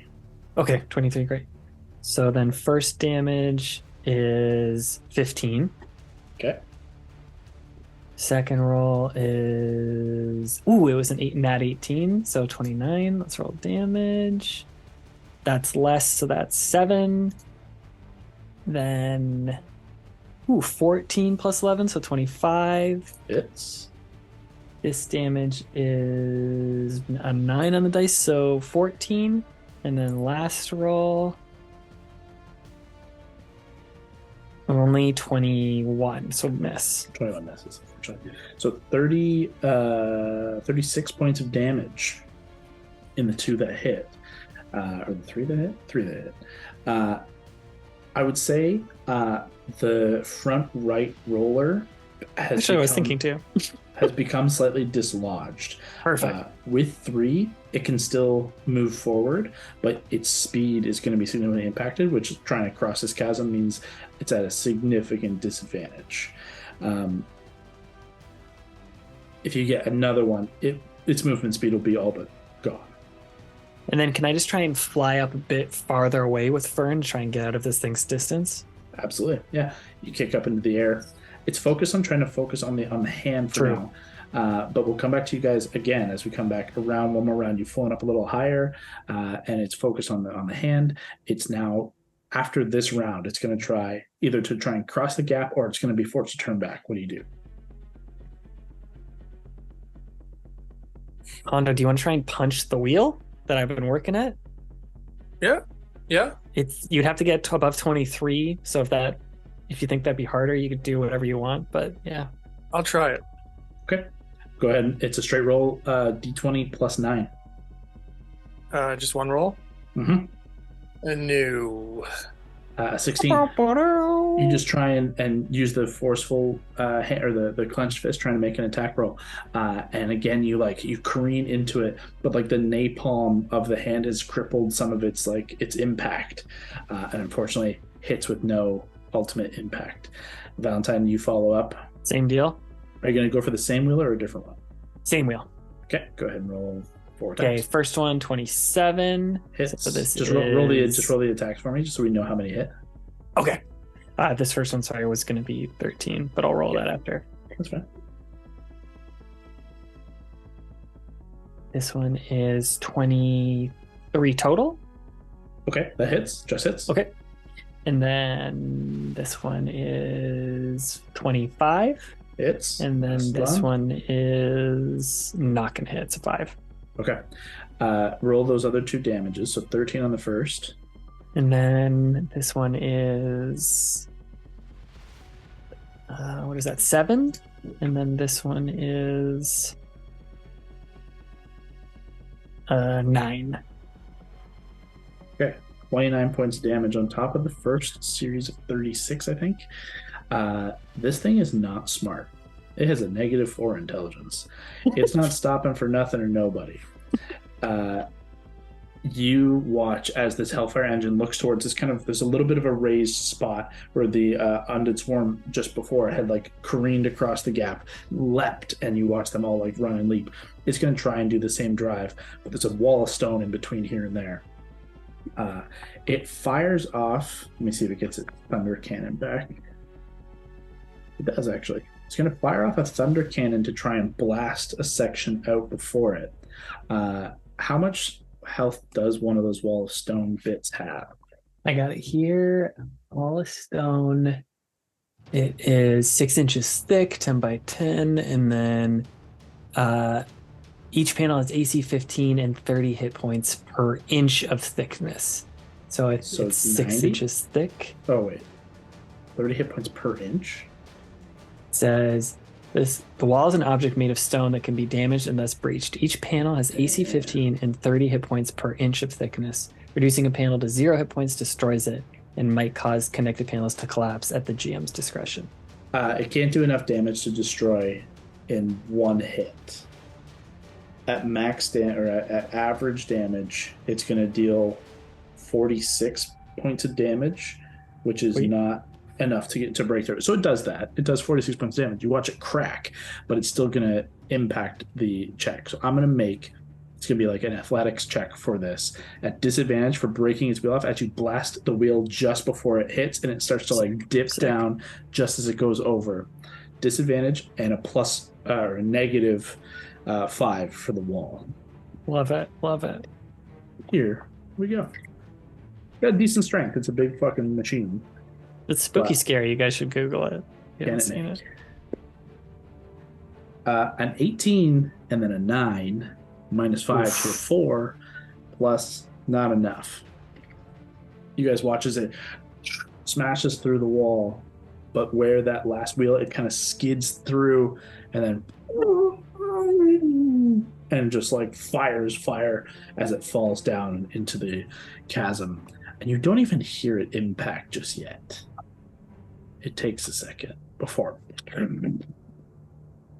Hando, can we get a middle finger from your big hand thing?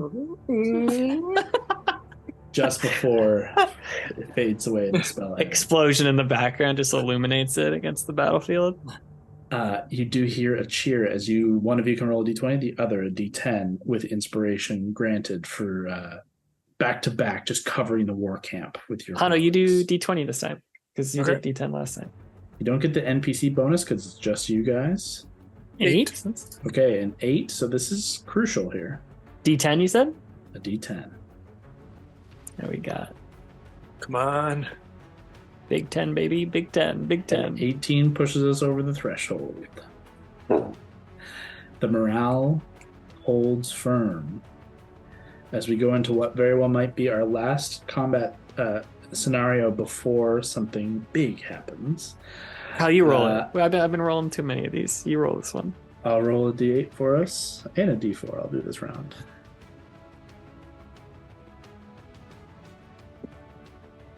Oh, my d4. Okay.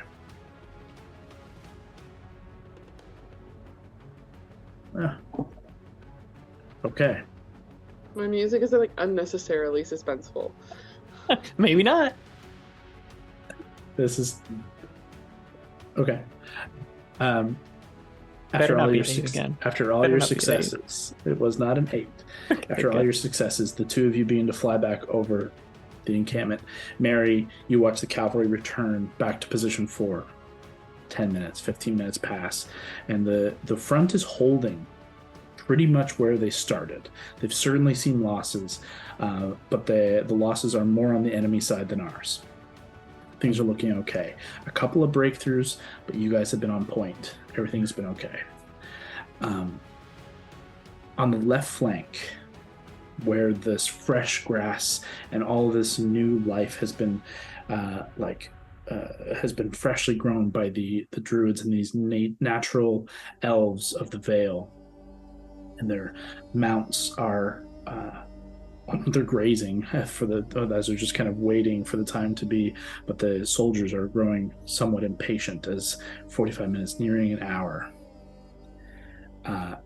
From over the ridge, too far for any of you to impact or intervene, you watch as lobs, like catapult lobbed tar, hot steaming tar begins to cover the ground, and it rolls over this fresh grass, and it begins to coat the legs of the elk and the deer and the horses who are the cavalry mounts, and a final last flaming tar blast ignites, and you hear the sound of these elk, deer, and horses begin to ignite and scream in pain as dozens of these mounts are completely and utterly ignited and begin to race across the left flank, spreading more fire to the fresh grass and flowers, and entirely scattering for the time being your left flank. They cannot be called on until the end of this phase, and the morale automatically dips 1 level. Oh man, not great. There is a level of some of these rolls are auto losses. Yeah, just auto bad. Yeah, something that you can't stop. It just happens so fast, and something, none of you were in that level, so we dip to 1.